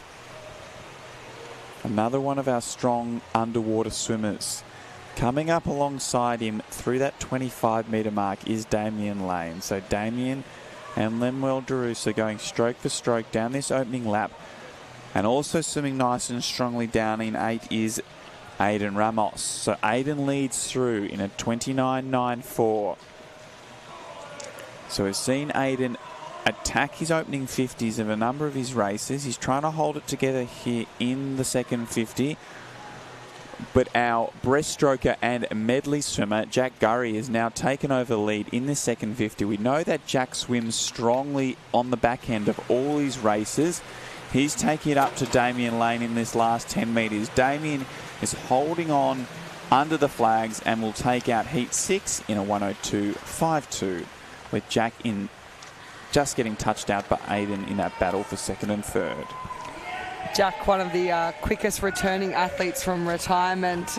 It was announced on, I believe, Thursday that he was no longer competing, but he is still racing and still racing very, very well. Obviously just wanted, a few well wishes and excitement comments coming his way just to get him a little bit of a boost. Put together a good turner breaststroke earlier. The comeback king. And that suits his racing style, because his second half of his races is always strong. No matter what the event is, he comes home strong. You never want to be anywhere near him that second half of a 200 individual medley.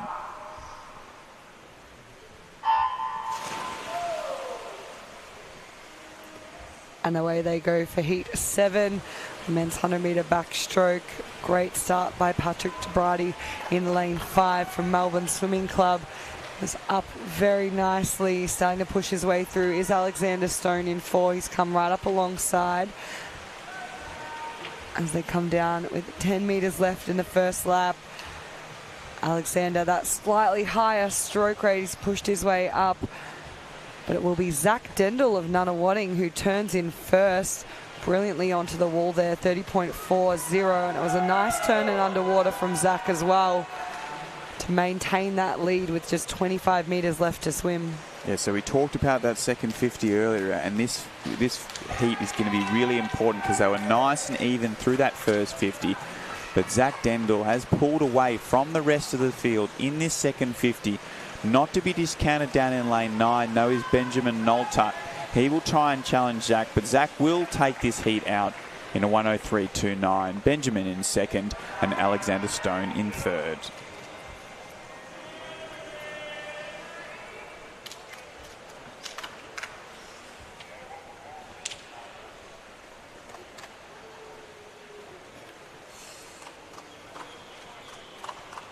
As we're now moving along to our 8th heat of event 94, the men's 100-metre backstroke.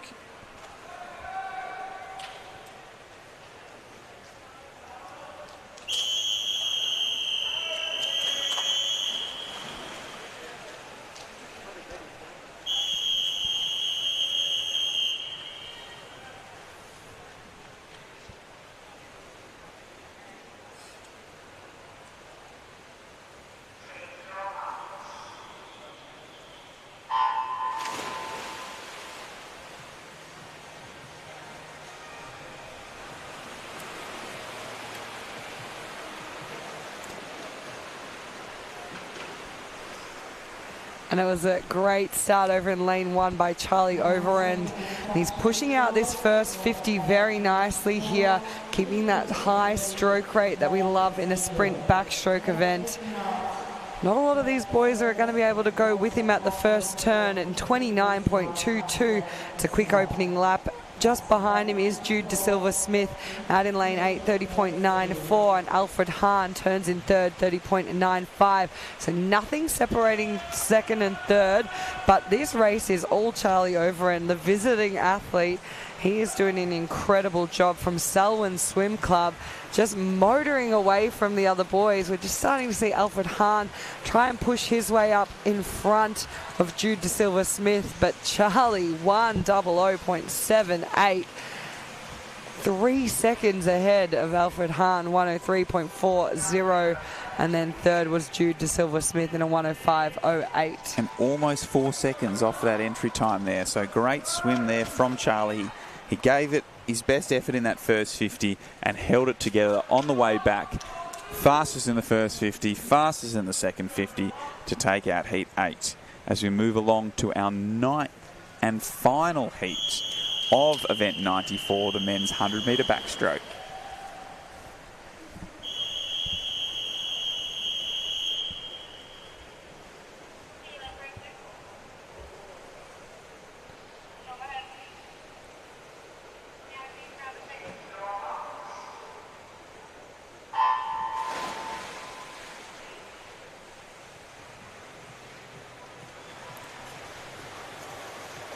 So starting really strongly in lane 7 is Xavier Lucas. He popped up in the lead. Now challenging him is Austin Bartlett and Thomas Lambert through that 25-metre mark. So it does look like the action starting on this side of the pool here in our ninth and final heat. Yeah, Austin's having a really great competition across the last few days. He's done some really good drops in time, and he's going to turn in first there, 30.42 ahead of Thomas Lambert, 31.01. And Miller Stott turns in third. We did say the second 50 is where the action needs to be in this 100-metre backstroke. And Miller Stott trying to work his way up alongside Austin here. Austin still just has that slight advantage with 15 metres left to swim. Yeah, Austin really extended his lead off that turn, and he's trying to hold on in this last 15 metres from the charge from Miller. Austin will do enough to come in to take the final heat out in a 103.52. Miller Stott in second, with Luca Lim in third.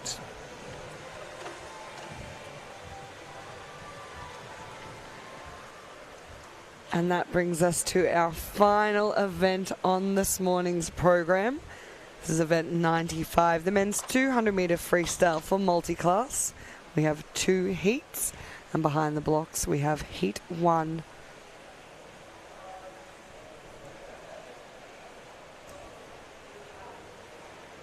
So we've seen them at the start of the session. Our multi-class athletes had the 50-metre events, the splash, the dash of 50 butterfly and 50 backstroke. Now they've sort of extended it out to this 200-metre event.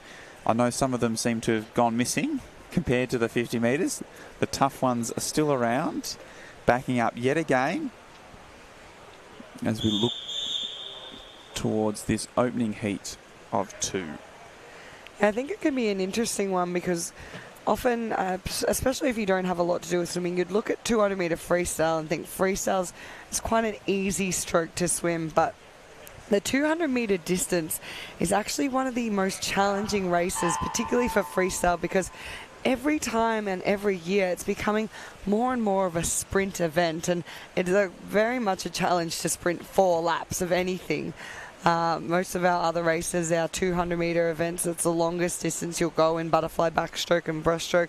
We call it a middle distance race, and there's a lot of pacing involved. You can hold off that little bit more in the first part of the race.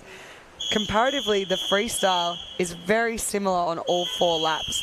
There's not a lot of drop-off aside from the difference that the dive makes. So there are 4 very, very challenging, very, very fast laps to swim.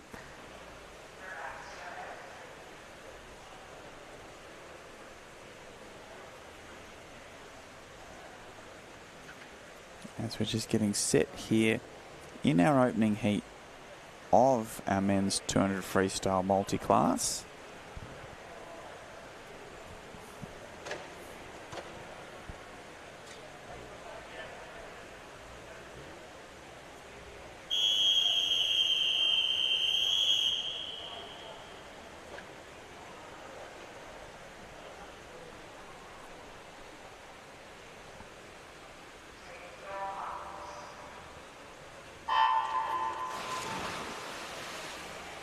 So we are away and racing.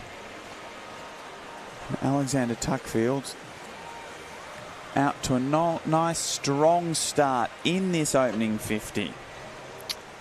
Not super surprising, Alexander Tuckfield, one of our Australian team representatives. Great, incredible para-athlete. So he will lead through this opening 50 in a 28.21.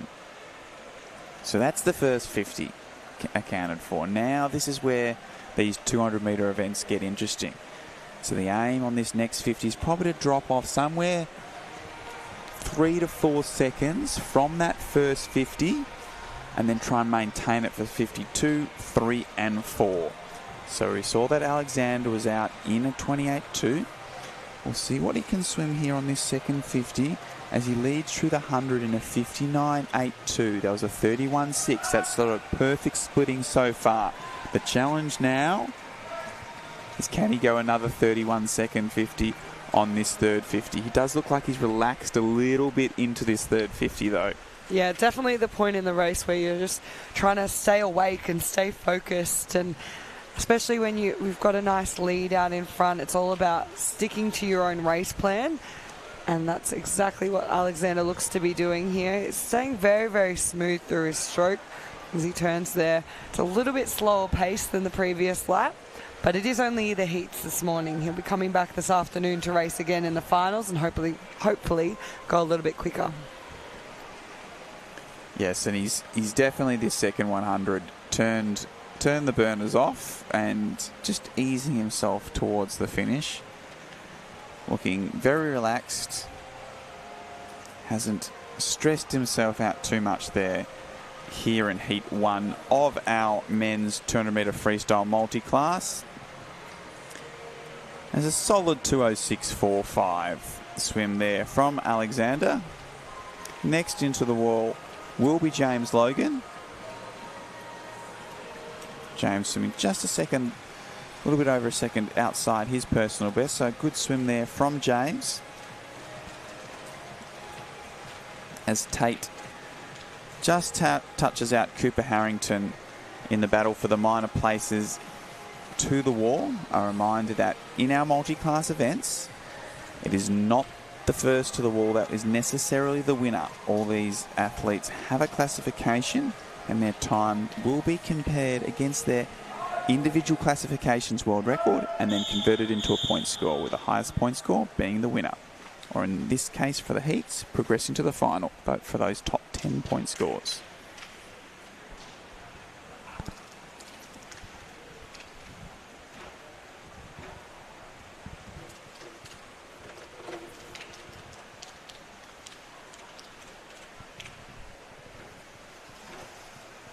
So yeah, we are now going to move along to Heat 2, which is our final heat of this morning's program. We do have a little bit of an exciting race coming up after this.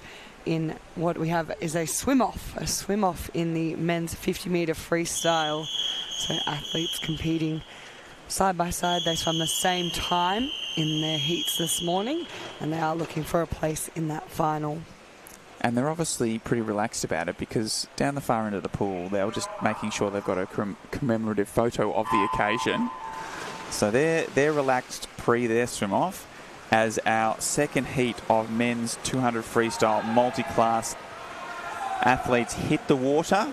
And it is Benjamin Willis who leads through this opening 25 over Lockie Bellion.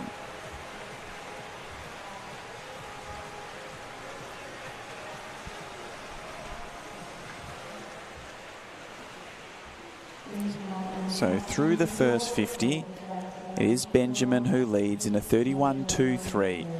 Lockie Bellion is sitting in second place, with Kelvin Tran in third. So Kelvin and Lockie are both in the S14 category. So they're sort of racing head-to-head in this event, with Benjamin being an S19 athlete out of Melton Swimming Club. So it will be our 24-year-old Benjamin who leads through the 100 in a 1:06.55, ahead of Lockie Bellion with Kelvin sitting in third place.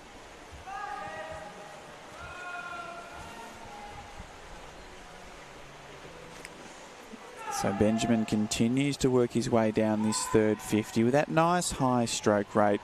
Legs going nice and strongly behind him. And you can hear the support from his Melton Club teammates on the side. That is one of the things that you know from Melton. You're always going to hear the support when their athletes are in the water from both their coach and teammates. So Benjamin does lead into this last 50 from Lockie, with Kelvin remaining in third place. So Benjamin's tempo has remained unchanged across this second 100. That nice high tempo, as he's got 5 metres left to swim and comes into touch in a time of 2:18.81, with Lockie Bellion touching in second within a second of his personal best time, with Kelvin Tran third to the wall.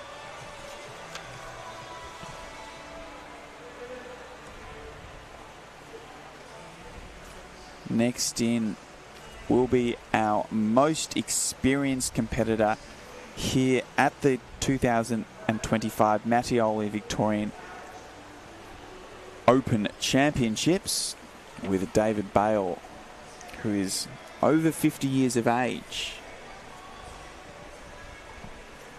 And now one remaining swimmer to come into the wall to complete our 200 metre freestyle for our multi-class athlete is Jonty Howland. Another one of our visitors coming over from New Zealand. An S6 athlete. And he's been able to keep his tempo consistent throughout this 200 as he makes his way underneath the flags to conclude the action of the men's 200 freestyle multi-class into touch in a 3:34.74, taking off a couple of seconds from his entry time. And it looks like we are ready to get straight into this swim-off. It is a swim-off for event 90, the men's 50-metre freestyle. These boys battling it out for a position as the reserve for the B final. So they are equal 21st. They are looking to see who, if someone pulls out later on this evening, will get that swim, get that spot.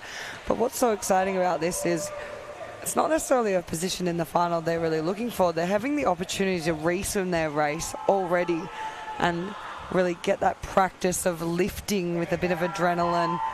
As we can see, the teams lined up on the side of the pool ready to support their swimmers. We have Riley Mitchell swimming for the Nunawading Swimming Club in lane 4, and one of our visitors in Thor Morgensen from Denmark in lane 5. So I know they had the pre-race photo, but it's all serious now.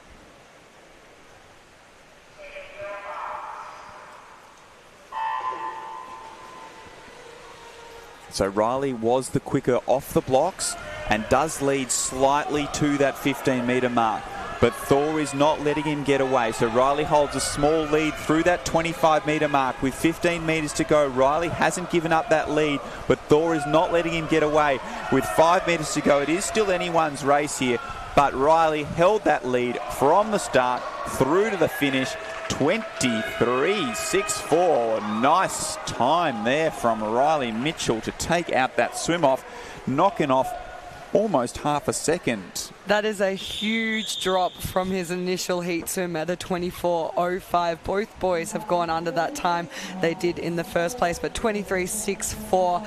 And that will wrap up our last heat session of the 2025 Mattioli Victorian Open Long Course Championships. We have an incredible lineup for you this evening, so don't forget to join us back here on KO Freebies from 6:30 tonight.